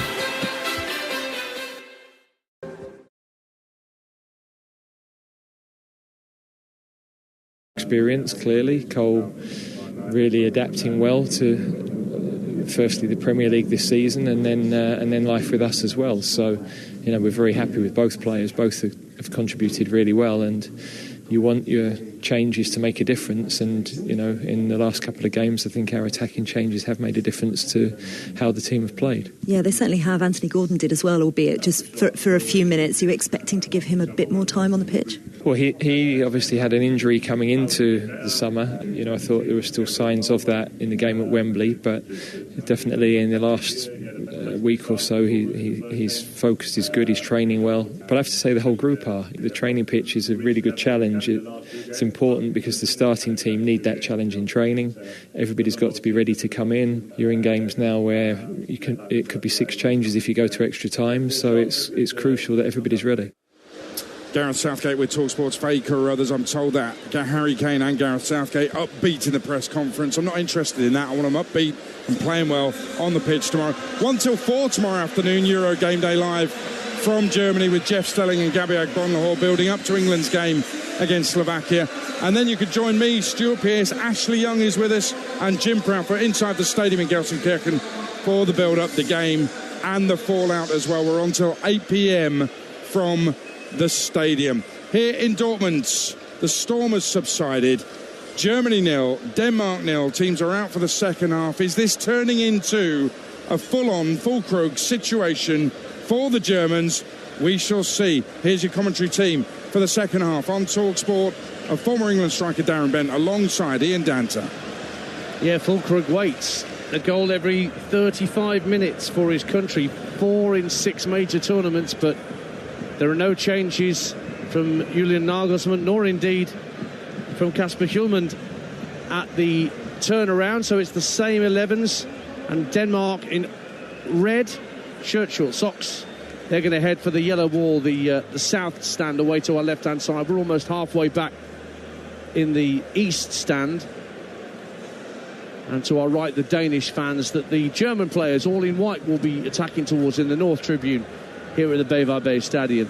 Michael Oliver just getting some final instructions. Wants a word with Kasper Schmeichel and with Ilkay Gundogan, the 2 captains, about something or other. I can't pretend to know what, but Michael Oliver wants to chat with both of them before we get underway. As if to say, maybe, do you know what, it's going to be extra time, don't muck about when it gets to extra time, otherwise we'll be here till midnight. I did think that half-time was maybe a bit short, so maybe the TV companies are saying we're not quite ready yet, we're not quite ready potentially, because the players are out a lot earlier than they usually are. I thought that half-time was quite quick. Well, I don't know whether he's checking the overhead conditions. Well, that's a 16-minute break, and I think Michael Oliver is a little concerned about the overhead conditions, but we will start the second half, I think, although Kasper Schmeichel's now milling around inside the centre circle. Maybe they've had some projections from the radar. Oh, the thumb's gone up from the television director, and they're happy to continue. Who says television runs football? I don't know what Michael Oliver was looking at either, because he was looking up at the sky, and I'm looking up there and I'm thinking, well, what can he see that I can't? Surely we can see the same things. Well, anyway, we're going to get back underway, and Denmark will restart the second half. Germany, they have a fantastic record in knockout matches. Host nations have only lost 2 out of 14 kickoff ties. Both defeats have come in finals, when Portugal lost to Greece in 2004 and France in 2016 against Portugal, who went on to win it.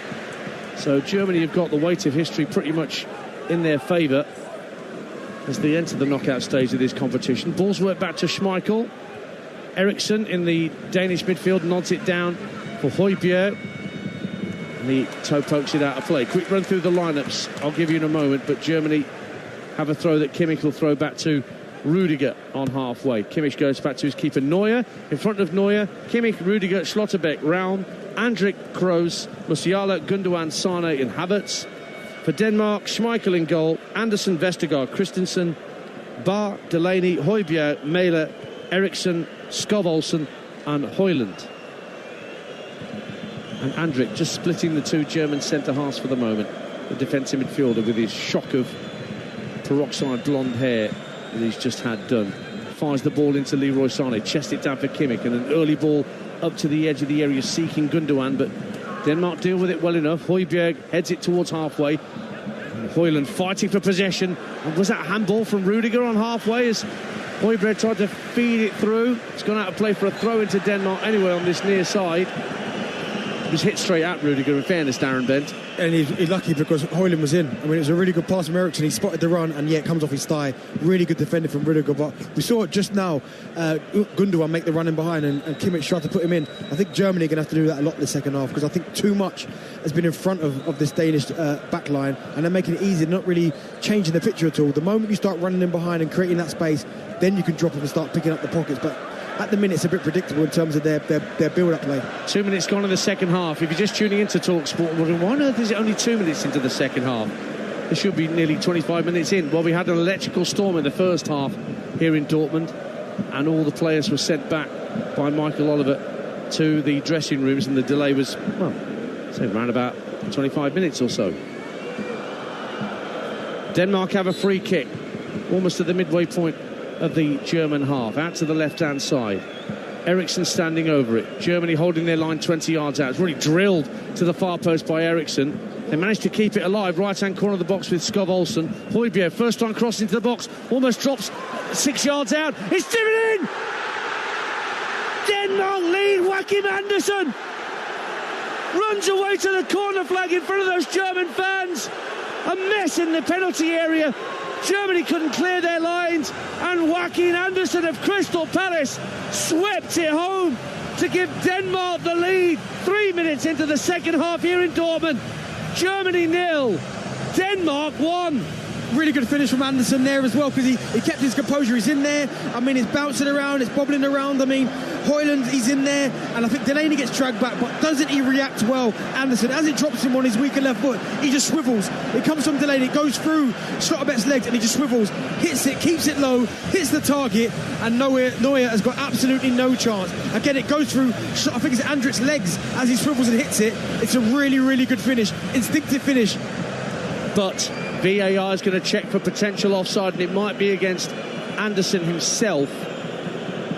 And so David Coote and Stuart Atwell are going to be having a look at the footage and relaying it back to Michael Oliver out there in the middle, who's just beckoning players away from him whilst he listens to the conversations that are going on at the VAR hub. There were certainly a few players offside from the first one. I mean, when the rebound came back in, I'm not sure if Andersen was offside, but it did look like a couple, like Vestergaard, I think, was in front of the ball as well, but I don't think Andersen was. Well, the Danish technical staff are looking at replays themselves in their little dugout. Goal under review, and Michael Oliver has given the offence as offside. The goal is cancelled out, and it stays at 0-0. Andersen was offside, it would appear, from that first ball into the box. Well, that might just wake Germany up, because they're certainly a little bit lethargic, not really causing them too many problems. That was a scare. I mean, I didn't think Andersen was offside, but we've seen it like once on the replay. Now Germany need to pick up. Denmark have scored, caused them a problem.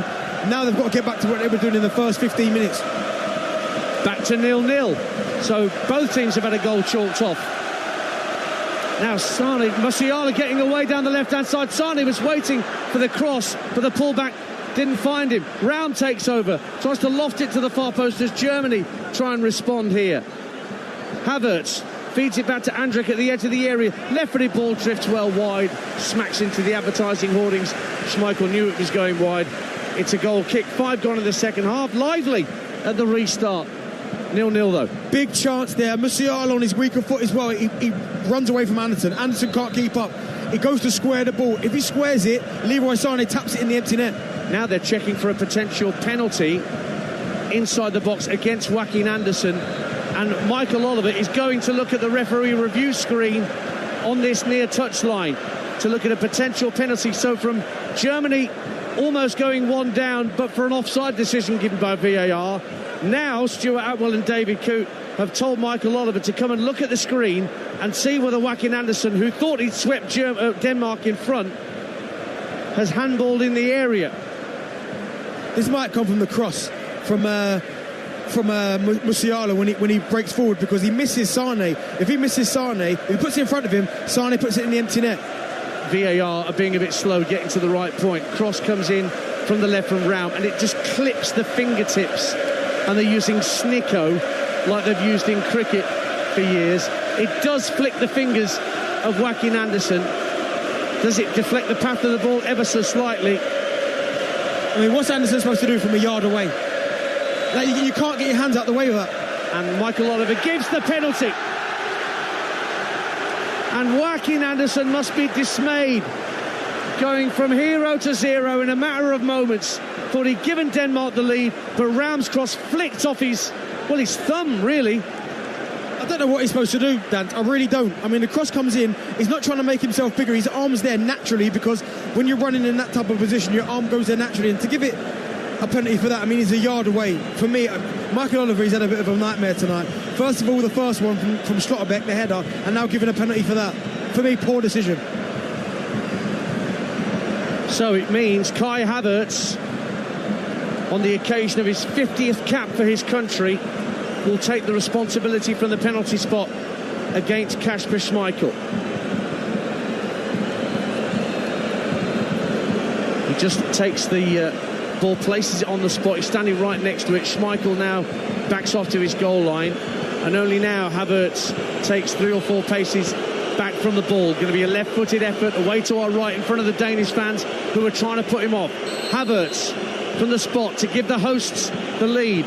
Runs up to it, a delay. Left-footed shot, finds the bottom corner. Kasper Schmeichel gets the right way, but couldn't get to it. Havertz wheels away in celebration, and Danish fans in that corner are throwing plastic glasses at the German players as they celebrate. It won't affect the fact that the Germans have taken the lead. Havertz from the spot. Call as you like.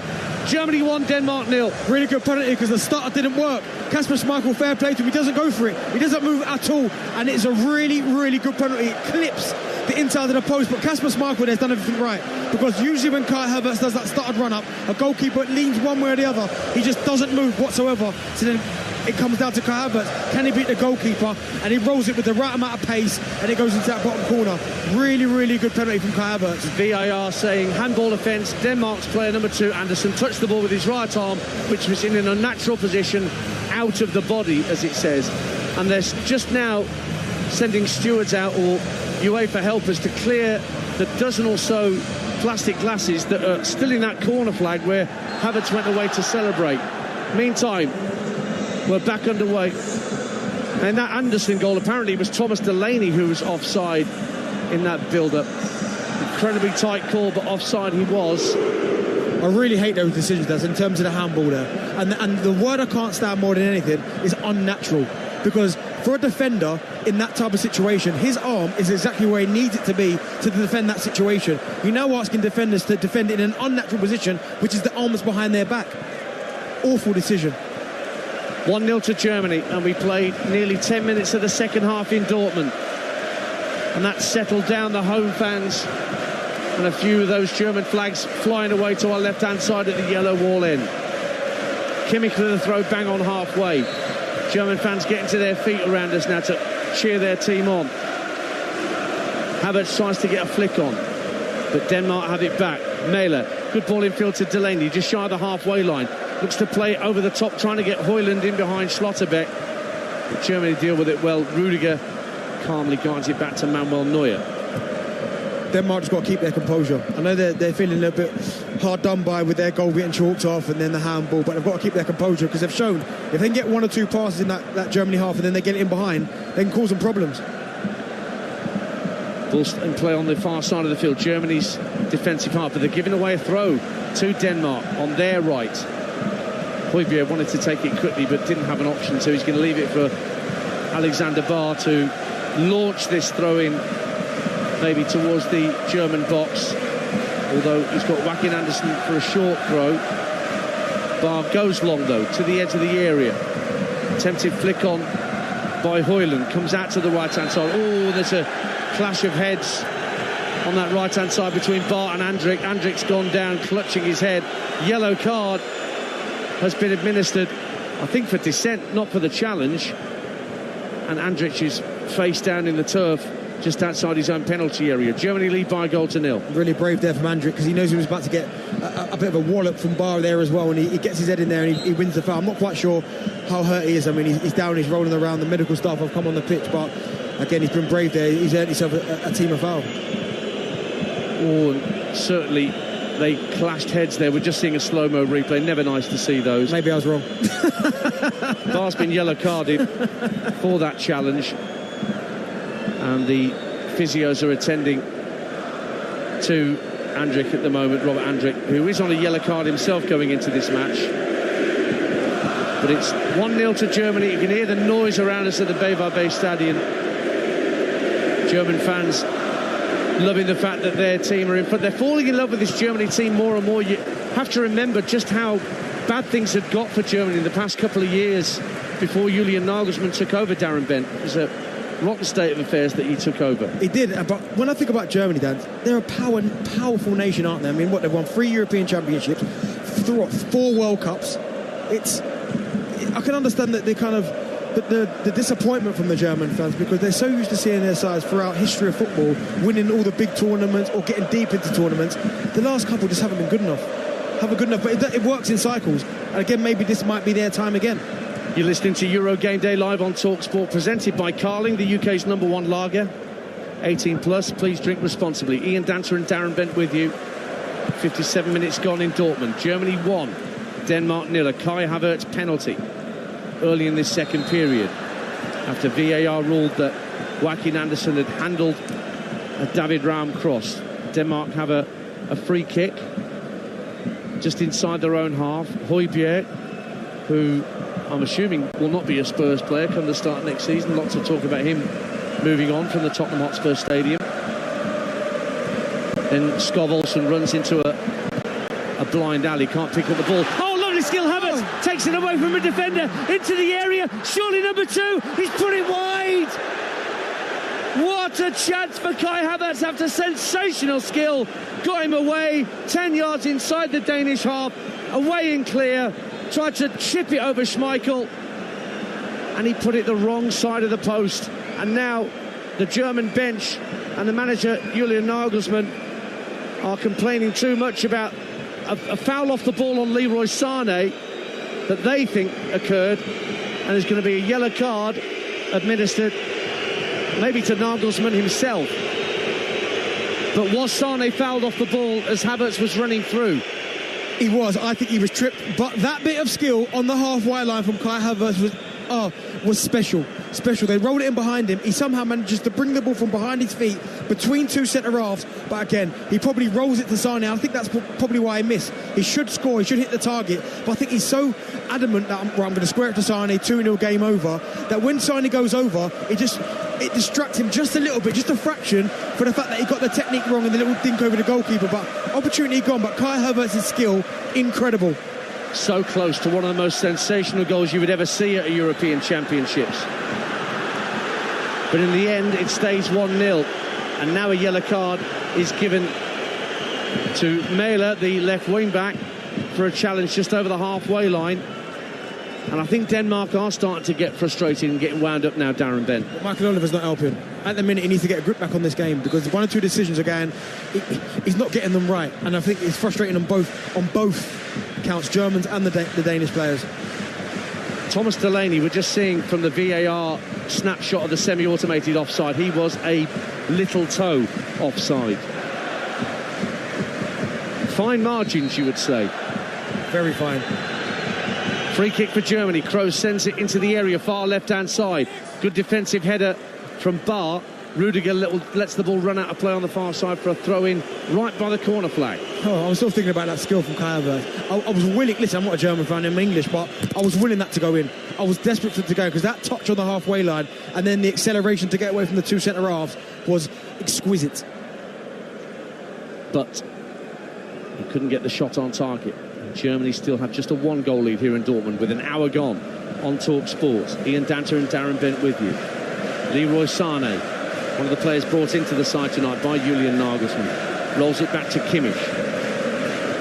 Kimmich will give it back to Nico Schlotterbeck, who's looked neat and tidy, but a short pass almost sold Kimmich short. from Slotterbeck. Germany keep possession though. Sane with a poor touch in field.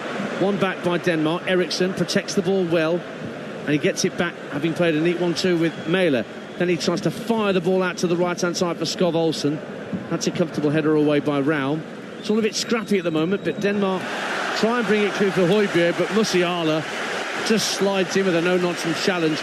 And the roar you just heard around us as he put that out for a throw. 1-0 Germany. Yeah, Denmark need to just get their composure back. They've lost it a little bit. They're getting themselves booked. They're getting really irate. They're screaming at the referee. Just get back to what you were doing.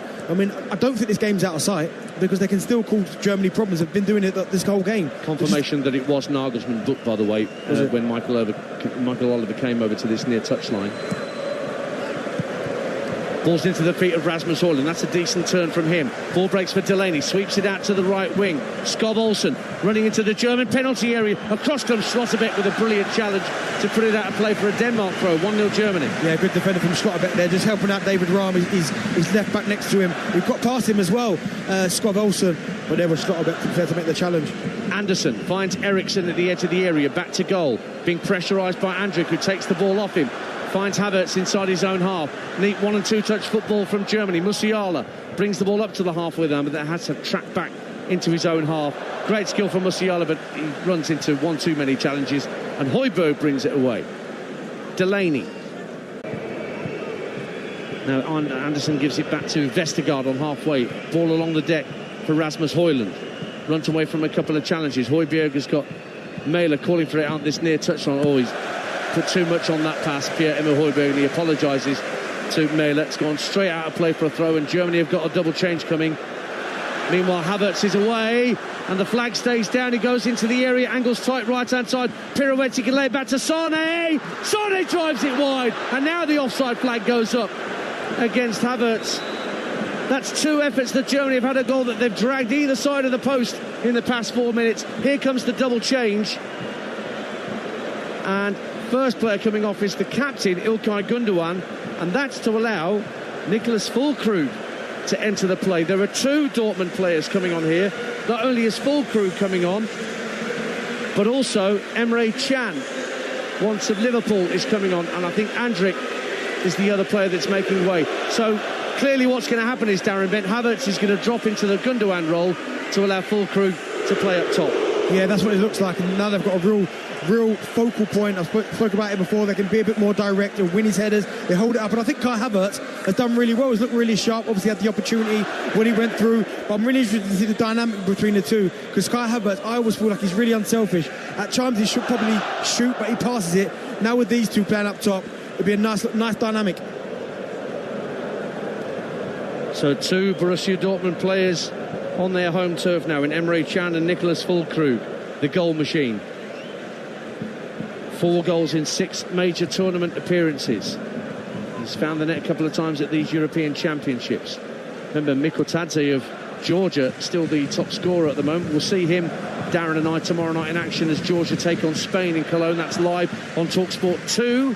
8 o'clock kickoff in Cologne. 1-0 here to Germany on TalkSport with 25 minutes to go. Füllkrug, first touch is heavy and allows Delaney to fire it back to his goalkeeper, Kasper Schmeichel. Now it's brought out of defence by Højbjerg. Lays it off to Andreas Christensen, once of Chelsea, won the Champions League with Chelsea. Held up by Havertz, so he plays it right to Joachim Andersen. Great run through the middle by Delaney, but the ball's gone out to the left-hand side instead, and Mæhle brings it down well. Midway point of the German half, tight to this near touchline. Mæhle then drifts in field. Eriksson just calmly rolls it back to Christensen once again, just ahead of the halfway line. Good through ball for Mæhle. Eriksson picks it up at now left-hand side.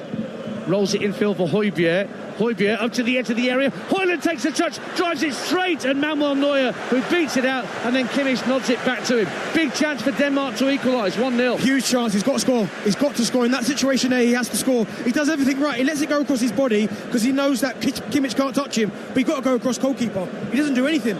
Just smashes it as hard as he can straight at Neuer, and it's a really comfortable save. Poor finish from Højlund there. On his left foot, his favoured foot, you've got to go across goalkeeper.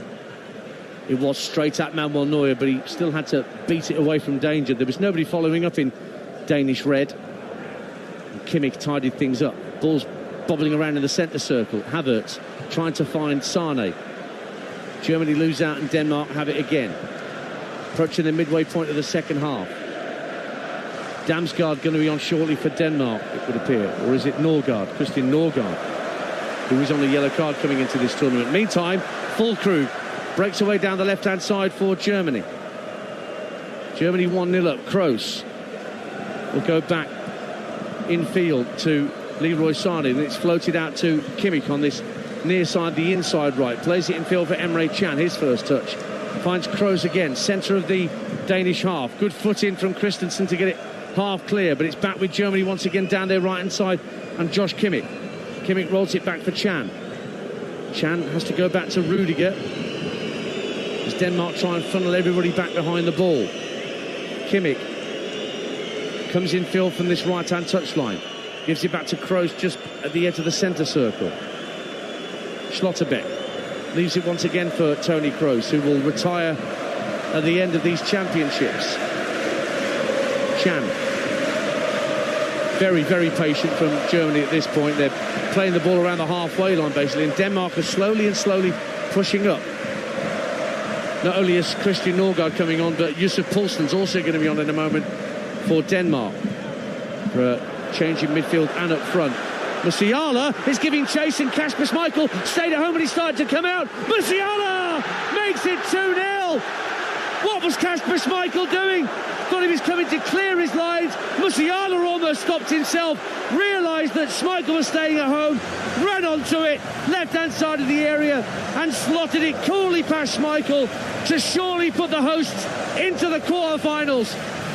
Midway through the second half, Musiala gets a goal he deserves for his effort on the night. Germany 2, Denmark 0. It's that German left-hand side that's causing all the problems again. We saw it earlier when Kai Havertz went through and he went to square it and Sané was taken over. But it's like a hopeful punt from Nico Schlotterbeck. And as he goes through, Anderson can't run with Jamal Musiala, and he casually rolls it into that far corner. I mean, it's a really good run. Kasper Schmeichel probably should come and deal with it.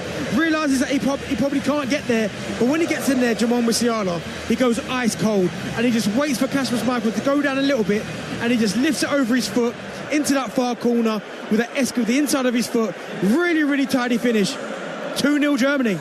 And 3 goals for Jamal Musiala, so he joins the Georgian Georgios Mikotadze on 3 for the tournament in the race for the Golden Boot. Double change then for Denmark. Delaney and Skov Olsen have gone off, and in their place have come Yusuf Poulsen and also Christian Norgard of Brentford. Poulsen plays his club football in Germany with Leipzig. That's a huge mountain for Denmark to climb now. Højbjerg plays the ball out to Bar on the right-hand side. Bar holds play up under pressure from Raum, works it in field to Norgard, his first involvement since coming on. Quick pass into his former teammate for Brentford, Eriksson. But Germany snuff out the danger. Füllkrug, little back heel for Kroos, and he'll just lay it off for Raum, and Germany will tidy things up. So both coaches booked in this match, but Germany holding sway, and now the noise is really starting to lift, and these German supporters believing more and more with every 90 minutes that passes that these players of theirs are good enough to win a 4th European Championship. And that's exactly what I was saying to you, Dan, in terms... As Füllkrug tries to burst beyond Anderson, just couldn't get to the bouncing ball, and Schmeichel grabbed hold of it and clears it downfield. You were saying, Darren. And that's what I was saying about you have to be a little bit unpredictable. By turning this Danish backline, when everything was in front of them, they were fine. Anderson was coming onto it, Vestergaard was coming onto it, Christensen. The moment you start turning it in behind, we quite clearly saw Anderson, the pace is not his strong point. Jamal Musiala was, I think, 5 yards behind him. By the time he spun and got after him, he passed him relatively quickly. Eriksson into the area for Højlund, but out comes Neuer to around 8 yards out and smothers the ball brilliantly for Germany, and the danger passes for the hosts once again. 2-0 they lead, and there's 20 minutes to go on TalkSport. If I'm Germany, every single time, like in this situation with David Raum, if I'm Jamal Musiala, I'm not even going short anymore. I'm just spinning in behind Anderson, because he's shown already down that side twice in the last 10 minutes that whoever runs in that channel, he can't live with you. And Schmeichel staying at home and then moving out and staying at home again. Just encouraged Musiala to come forward. Do you know what? If Musiala hadn't scored, there were two players. Leroy Sané had busted got to get up there again. He would have squared it and they would have tapped it in, but really composed finish. A lot of people made him favourites for the Golden Boot. I'm starting to agree. Germany will have a free kick just on halfway. You're listening to Euro Game Day live on TalkSport, presented by Burger King. Bring home the ultimate food satisfaction. Get your favourites delivered now. Ian Danter and Darren Bent with you. Sports Bar with Adam Cattrall and Jermaine Pennant will be slightly delayed after the shenanigans here with the electrical storm that delayed matters, but they will get on air not long after full time here to take your calls on the day's action. Now Havertz for Germany, peeling away down the right-hand side. Gets to the dead ball line. Faced up by Mæhle, just rolls it gently back infield to Chan. Chan will leave it for Kimmich. Kimmich finds Kroos into the feet of Musiala. Now Havertz again, right-hand side, approaching the right-hand corner of the penalty area. Flicks it back infield via Kimmich to Chan. Chan just drops his shoulder to get away from Eriksen. Feeds it down the right wing for Leroy Sané. Checking back onto his favoured left foot. Lays it off to Kimmich. Kimmich at the right-hand corner of the box looks for Kroos. Kroos sets up for a shot and then rolls it down the right-hand side of the area for Havertz, who's offside. And that's a free kick to Denmark. But Denmark have got an awful lot to do here. 2-0 down and 18 minutes to go in Dortmund on TalkSport. Toni Kroos has got every right to have a go at Kai Havertz there, because the pass from Toni Kroos, I didn't even see that it was on. He faked like he was going to shoot, dropped his shoulder and just rolled it with the outside of his boot down the channel, and Kai Havertz was hanging offside, and then the flag goes up. So I can understand his disappointment. But we saw in that last play, they don't have to come short anymore. They've quite clearly shown how to break down this Danish backline. You keep putting the ball over the top with quality, you'll keep getting in every single time. Sane picks the loose ball up on halfway, and now Kroos is making a run through the centre. Sane goes again down the right wing for Germany, holds the ball up at the dead ball line. Kimmich there wanting it rolled back to him, gets it now. Kimmich plays it back into the centre of the half for Emre Can. Kimmich again. They're toying with Denmark at the moment, Germany. Here's Raum out to Musiala, the tormentor in chief, out on the left hand side. Infield it goes to Emre Can. Thought about driving towards the penalty area, but leaves it instead for Musiala. Now Toni Kroos spots the run of Musiala. Brilliant run down the left-hand side of the box. Tries to nutmeg Anderson, but Anderson actually wasn't going to buy that and intercepted and got the ball clear. Poulsen up to halfway, trying to feed Højlund with a run down the right, but a brilliant challenge from Schlotterbeck.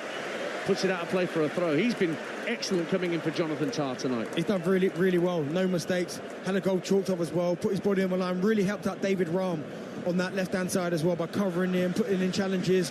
And he's looked really effective with the ball as well. I mean, he was the one who set Musiala away for that second goal, where he just put it into an area and said, go on, get after that. And Musiala did the rest. Poulsen giving chase down the right-hand side of the box. Bit of a slip from Schlotterbeck, and he's given away a corner. As soon as we say that, how well he's been playing, puts a bit of a rick in. Incidentally, looks like Benjamin Heinrichs might be coming on. I just saw him get the nod from the German coaches, the Leipzig defender. He might be on sooner rather than later. But Denmark have a corner. Just over a quarter of an hour to go on TalkSport. Germany 2-0 up. Corner for Eriksen. In front of the German fans in that giant yellow wall stand away to our left. Right-footed delivery into the near post, headed away by Havertz. Højbjerg guides it down with his head back to Eriksen on that right-hand side. Højlund again drills the ball into the box. Up go the heads, and it took a touch off a German defender last of all. Another corner, but this time on this near side, the Denmark left. Fulkrug that got the touch. I'm not sure he did. Well, that's what Michael Oliver says. Oh, he must be right there. Mikkel Damsgaard, another Brentford player, is going to be on in a minute. Just doing some last-minute exercises on this near touchline. Meantime, Eriksen's come across to this near side for a right-footed in-swinging corner. German players has gone down in a heap in the box. It's Kimmich. And Michael Oliver just stops and prevents the corner being taken just yet. And Jonas Vind also going to be on triple change, I think, because also coming on, Jakob Brun Larsen, the surprise call-up into the Danish squad after his season at Burnley.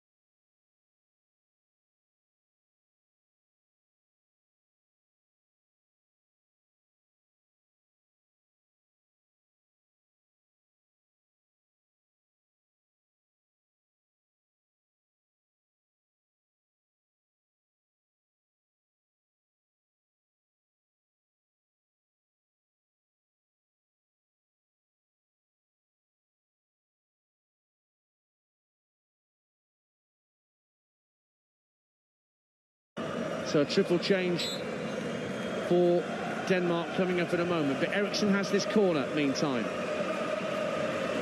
In it comes from Eriksen, right foot near post. Headed away by a German head, awkwardly goes behind for another corner. They didn't really know much about that delivery from Eriksen there. 2-0 to Germany, though.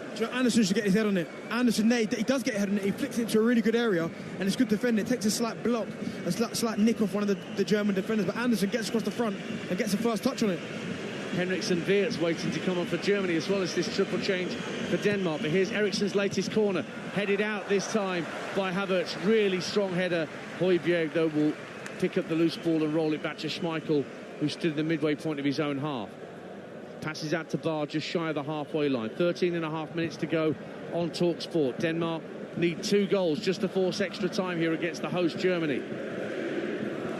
Here's Pierre-Emil Højbjerg. Kasper Hjulmand just giving some last second instructions to those 3 substitutes before they enter the fray. Balls with Mæhle. Just inside his own half. Finds Joachim Andersen, who clips it down the inside right channel. Højlund looks to roll the defender.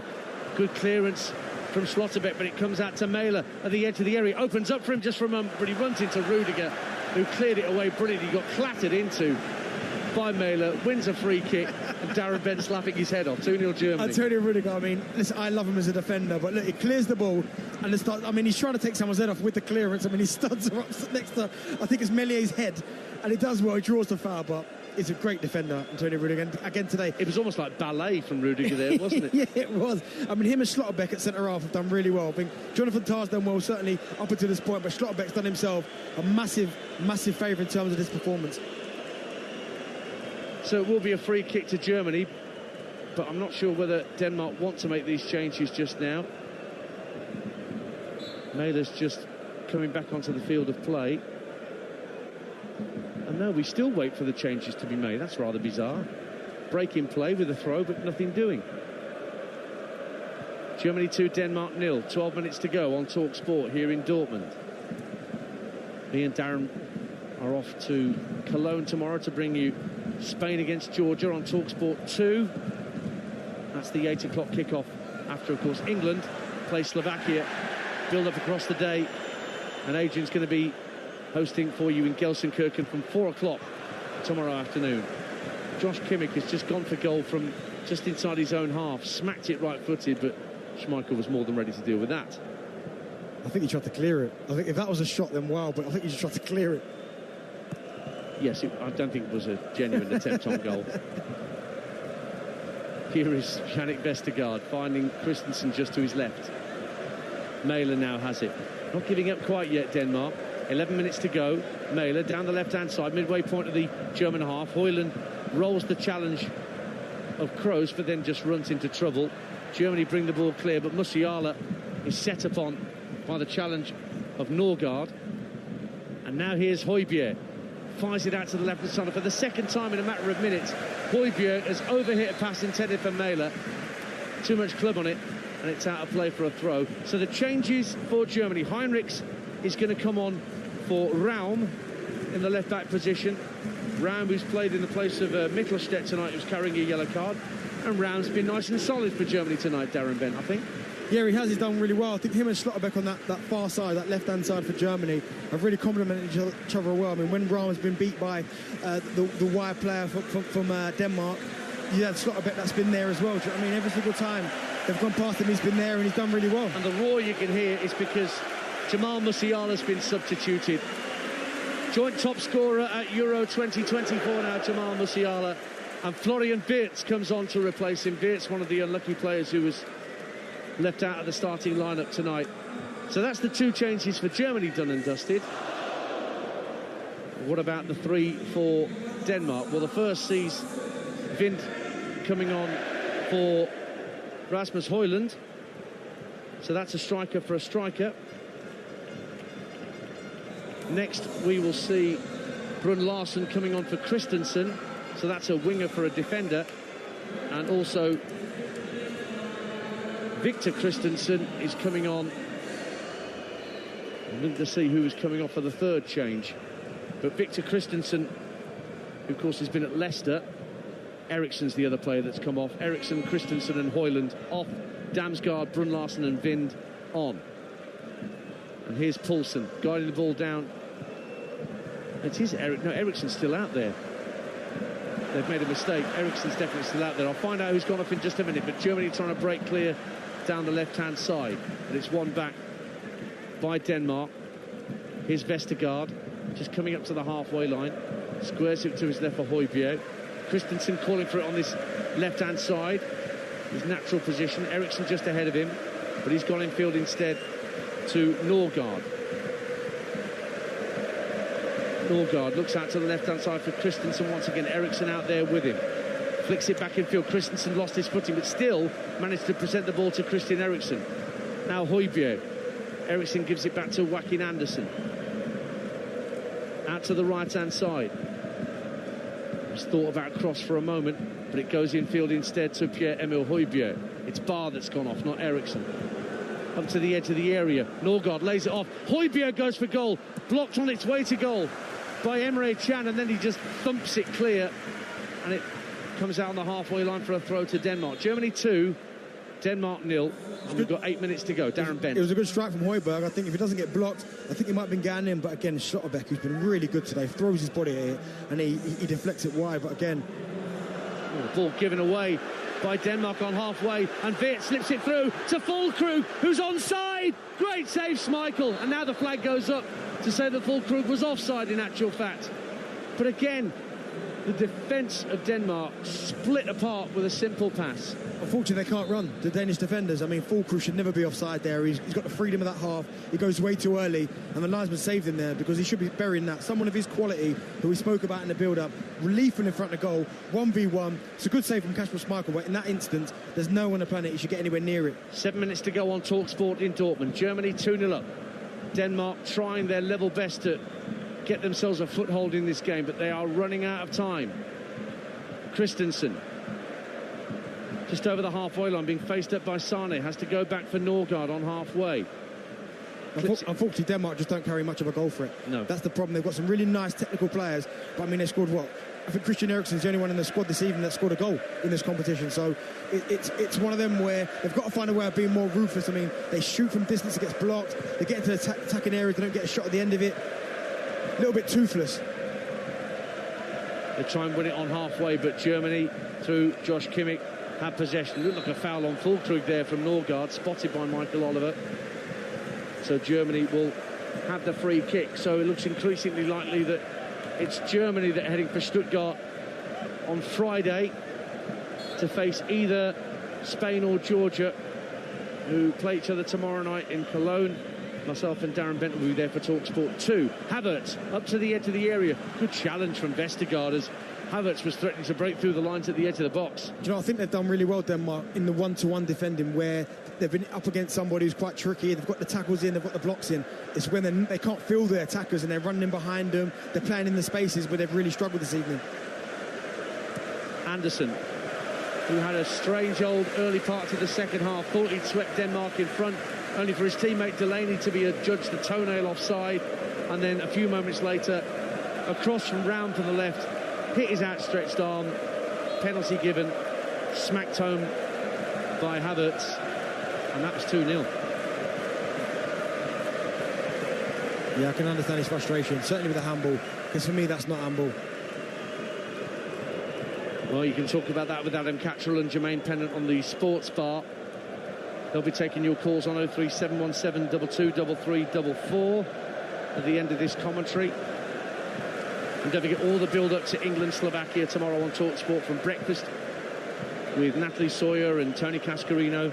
The Sunday edition from 9 a.m. with Henry Winter, Sean Custis. The warm-up, Jeff Stelling and Gabby Bonahor are out here in Dusseldorf. They'll be looking after things on TalkSport between 1 and 4 before Adrian takes over inside the stadium in Gelsenkirchen. Stuart Pearson, Jim Proudfoot, your commentary team for England-Slovakia, 5 p.m. tomorrow on TalkSport. Do you know, this is the sharpest I've seen Leroy Sané for months. Tonight he's looked like a man with a point to prove. He's got the opportunity to start this evening, and boy is he taking it. He's running forward, he's sprinting back, he's making challenges, he's driving with the ball. Would have had himself a goal if he wasn't fouled on the route to that Havertz miss. He's been impressive this evening. And another player not beloved by the German fans, it seems, but must have been flying in training, I could assume, and Julian Nagelsmann felt duty bound to pick him. Can only assume that. Here's Christensen for Denmark, trying to go on the outside of Kimmich. Finds Jakob Brun Larsen, gets it onto his right foot, drills the ball into the box. No nonsense, have it. Clearance from Antonio Rudiger. Gets it up to the halfway line as well. Füllkrug protected it well and tried to nick it in field for Chan. But Denmark have it back. 3.5 minutes of normal time to go. Larsen tries to get the ball into the area.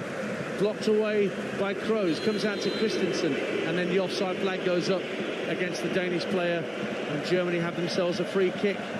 And we will shortly be seeing Valdemar Anton coming on for Germany. Making only his third appearance, the Stuttgart defender. Former Hanover youth player is a centre-back. They want to make the change, and Valdemar Anton's going to come on, and he's going to replace Leroy Sané. So a bit of defensive bolstering. So as soon as we mention how well Sané's been playing, he gets the hook. Yeah, he can be proud of his night's work, and the German manager, I'm sure, Julian Nagelsmann, will be happy with the performance he's put in, because he's worked really hard. He looked dangerous, and that Leroy Sané that we saw out there tonight is pretty much unplayable. He's too quick, he's too strong, and when he's that direct and that hungry to get himself a goal or an assist, there's nothing you can do about it. Reminds me of the Leroy Sané that we saw at Manchester City before his move to Bayern Munich. Yeah, pace to burn. Pace to burn. Germany 2, Denmark 0. Couple of minutes to go on TalkSport here in Dortmund. Germany looking for a third. Here's Wirtz, who's not long come onto the field. Little twinkle toes from him, gets to the right-hand corner of the box. Lays it out to the right-hand side, the near side to Özcan Kimmich. Kimmich, oh, lovely ball in field, cuts out two defenders, and then Chan overhits the pass intended for Schlotterbeck. And Germany have to go back to halfway to start again. Tumultuous noise around us here at the BayWa Stadion. Real belief in this country that Die Mannschaft can indeed go all the way as hosts of this tournament. Yeah, this team's giving them something to believe in. The performances, the goals they're scoring, the squad depth. They've got players playing at the absolute top level. I'd be excited about this German team as well. Wirtz just shy of the halfway line, just casually chips it out to the left-hand side. Heinrichs, substitute, will go and pick it up, running at Merlo. Good run from Benjamin Heinrichs, comes in field, goes for goal. That's wild and well over the top, and it will be a goal kick to Denmark, who must surely realise now that the die is cast unless they mount the most extraordinary comeback with stoppage time approaching on TalkSport. Yeah, Germany look comfortable now. I mean, they're not even pushing forward now. The back three, they've almost gone to a back three with Kimmich obviously on this right-hand side, and they're not pushing forward. They're allowing the attacking players and Emre Can to go and press Denmark and go and play on Denmark's half, but the rest are just staying in position.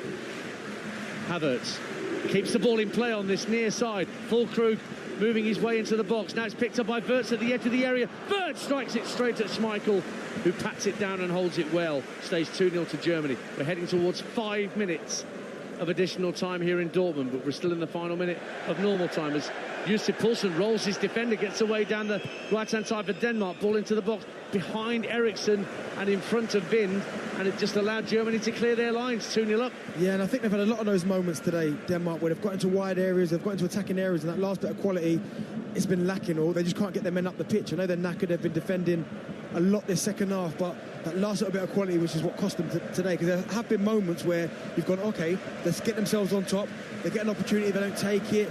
Lack of quality really in the final third is what's cost them. Moving into stoppage time then on TalkSport in Dortmund. Germany 2-0 up, and they have possession with Emre Can inside the Danish half, just beyond the centre circle. Plays it backwards to square to Rudiger. Now Kimmich just holds the ball up for a moment, feeds it out to Havertz on this right wing. Given back to him by Füllkrug. Played in field for Kroos. Kroos being closed down by Eriksson. Rudiger has to pick it up on halfway and guide it all the way back to his keeper Neuer. Neuer, right-footed clearance down the centre of the field. Füllkrug giving chase, and he's helped Wirtz to win the ball and run through. Wirtz for 3! Brilliant goal! Florian Wirtz, oh, it's going to be ruled out. Michael Oliver says there was a foul in the build-up because there was no offside flag, and it stays 2-0, and Florian Wirtz denied a very cheeky finish, Darren Bent. I'm not sure, I need to know where the foul is. Is that the foul on Fulkrug on Anderson? There's the foul. Is there a foul on that? Because I'm looking, Anderson's trying to grab Fulkrug. Maybe they've seen something I have. I didn't think it was a foul, but I mean, at the end of it, a really nice finish from Florian Wirtz. He goes through, just sits Kasper Schmeichel down, act like he's going to shoot, and then just scoops it over him. Well, we'll have to ask Michael Oliver. Have to ask him a lot of things, Michael Oliver. I don't see a foul there, Dan. I don't know why he stopped that, because Fulkrug's used his body. Anderson's tried to drag him down, had a grip of his shirt. For me, it's a goal. It has to be a goal. There's no foul. They're checking for offside leading up to the goal. It's been ruled out, but now VAR are taking a check. So Michael Oliver blew his whistle the moment it trickled over the goal line, but VAR, they're checking for offside for when Fulkrug just flicked it through to Wirtz. May have been slightly ahead of the ball. I thought Fulkrug was onside. It's whether, as you said there, Wirtz took it off his toes and was offside. But the initial one, Fulkrug was in his own half. Well, they're using the semi-automated offside system here without having to draw the lines that you've seen in the Premier League. It's coming in the Premier League, but not at the start of next season. It's like midway through. If you're going to bring it in, at least bring it in the start of the season. And it's been given as offside. So we can continue with a free kick for Denmark, and it stays 2-0 to Germany, and Wirtz is denied. Nice finish, though. Really nice finish. Composed finish in the end of it. But he's devastated. Long ball downfield, drifts out of play, corner kick to Denmark at the South Tribune end, the wall end. But we've played 2.5 minutes of the minimum 5 that were added on, but we'll have to play a bit more than that because of that hold up for VAR check. Eriksson will have the corner for Denmark. Plenty of red shirts at the back post, not many at the front post. In it comes, it's flicked on, up to the edge of the area. Wirtz will bring it clear. And now Heinrichs is striding over halfway, tried to feed it back in field to Wirtz. Lovely idea, very unselfish from Benjamin Heinrichs, but it was just intercepted by Jakob Brun Larsen, I think, and Denmark bring it away. Do you know, Wirtz and Heinrichs have both looked really sharp since they come on. I mean, Julian Nagelsmann, fair play to him. Every single one of the squad that he's brought on and the ones that have started have looked really sharp, and it's almost like they're hungry. They know that they're getting to the business end of the tournament, and they've all got a point to prove. They want to stay in this German team, and why would you not? Wirtz, of course, has had a season to remember at Bayer Leverkusen, the invincibles of the Bundesliga. Here come Denmark, ball's in the box, and it's Vestergaard who tries to swing his foot at it, and Rudiger clears it out for a corner, and a double fist bump from the German number 2. He's loving it out there. 2-0 Germany. Great block as well from Antonio Rudiger. I mean, he's high pumping, he's pumping his chest, he's going to the crowd loving it, and he's again been a really good defender. He's done really well again today. I've said it before, I love watching him. Another corner for Denmark, swung in by Eriksson, flicked on by Norgard, drops around the penalty spot, and again Germany bring it clear. Wirtz striding away. Havertz is moving up inside the half. Can Wirtz play the ball through to him? He's found Kai Havertz. Havertz into the area, onto his left. Another brilliant save from Schmeichel with his left foot to divert it round the post for a German corner. 2-0 to Germany. Really good play from Wirtz. We said it, how sharp he looked. Kai Havertz times his run to perfection, and his first touch is magnificent. Out of his feet, but he doesn't get enough on it. I mean, it's a good save from Kasper Schmeichel, but we've got to put that away. And I think Kai Havertz is a special player, but I think he just does that a little bit too much in the final third, where he should score, he should finish. He almost flattens to deceive. He does everything right up until that last little bit of quality. I mean, it seems to desert him more often than not. So corner kick for Tony Kroos to take, just down to our right-hand side in front of the Danish fans who are still packed into that north stand. Plays it short to Kimmich, who tried to nutmeg Christensen, and he just volleys it downfield, hoping that Wind can get onto it, but Germany try and win it back. Schlotterbeck then hooks it straight up into the sky, chested down by Højbjerg. Wind holds it up, space for Jakob Brun Larsen on this left-hand side for Denmark. Rudiger comes across to close him down. Brun Larsen hits a fine ball out to the right-hand side. It's lobbed across the face of goal, but Neuer claims on his 6-yard line, and the clean sheet looks to be intact for Germany. 2-0 up. Yeah, Manuel Neuer commanded his box really well there. I mean, it was a poor cross, floated up in the air, and he does what all good goalkeepers should do, which is come and claim it, and now he sets him off for attack. Wirtz who was dispossessed by Christensen, who came back well and shoulder charged him legally out the way. Christian Eriksen in the centre circle. Feeds it right for Mæhle, who's now playing on the right-hand side. He crosses into the edge of the area. Højbjerg goes up, drifts out to Larsen on this near side, the Danish left, level with the edge of the German penalty area. Good foot in from Josh Kimmich. And he has a little fist pump to himself as well as he goes out for a Danish throw. The 5 minutes have been played. Michael Oliver blows the full-time whistle, and the hosts are through to the quarter-finals. Germany beat Denmark by 2-0 on a night of drama on and off the pitch in Dortmund. An electrical storm delayed the first half being completed by about 25 minutes. It was goalless at the break and quite tetchy. But then suddenly, not long after, Denmark thought they'd had the lead. And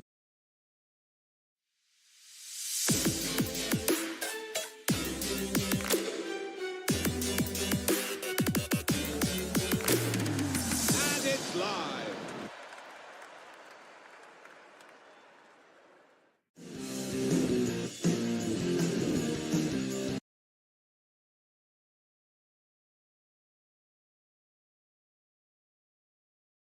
Right, guys, that is the end of an absolute dramatic match. So please like and subscribe and post notifications. And as you can see on my channel, there is so much more, so much stuff that's going to be happening now. I'll even show you guys some really, really good stuff that's going to be coming up in the near future. As you can see, all the streams, we got tomorrow England versus Slovakia, then it's Spain versus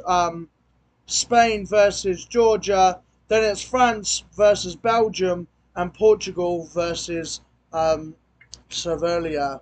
And then after that, it will be the end of me doing Euro matches for a while. Because the Reading matches and the all the other stuff from the League One and all that stuff are starting as well. So there's the streams and everything else. There's going to be loads to come. And as you can see, the first Reading match of the season, what is actually a pre-season start. It happens at 10:30, closed doors, so no fans are going to be in there. But it is at Watford versus Reading FC pre-season, and please go to that and like it, and don't forget. And then there will be another match for another team called Exeter City, because I'm doing random ones until the big one for Reading FC again. That's another one for another pre-season for Reading FC. Then another big one for Reading FC versus Queen Park Rangers. That's another massive one as well. So guys, there's a lot to go through, a lot to see, and a lot of absolute dramatic stuff in it. Please like and subscribe and post notifications. It's going to be an absolute big journey. And as well, there's some more as well. There is Hull City and Birmingham. So please wait for those, because it's going to be a dramatic season and a dramatic time. So this is it. So our channel is now about football and stuff like that. And thank you guys for all joining in and being with us today, and being with us all the way through. So now whatever we're going to do now. Thanks for watching. Please like and subscribe and post notifications. And I will see you all in the next absolutely dramatic game. And when the seagulls go live into the sea. Goodbye.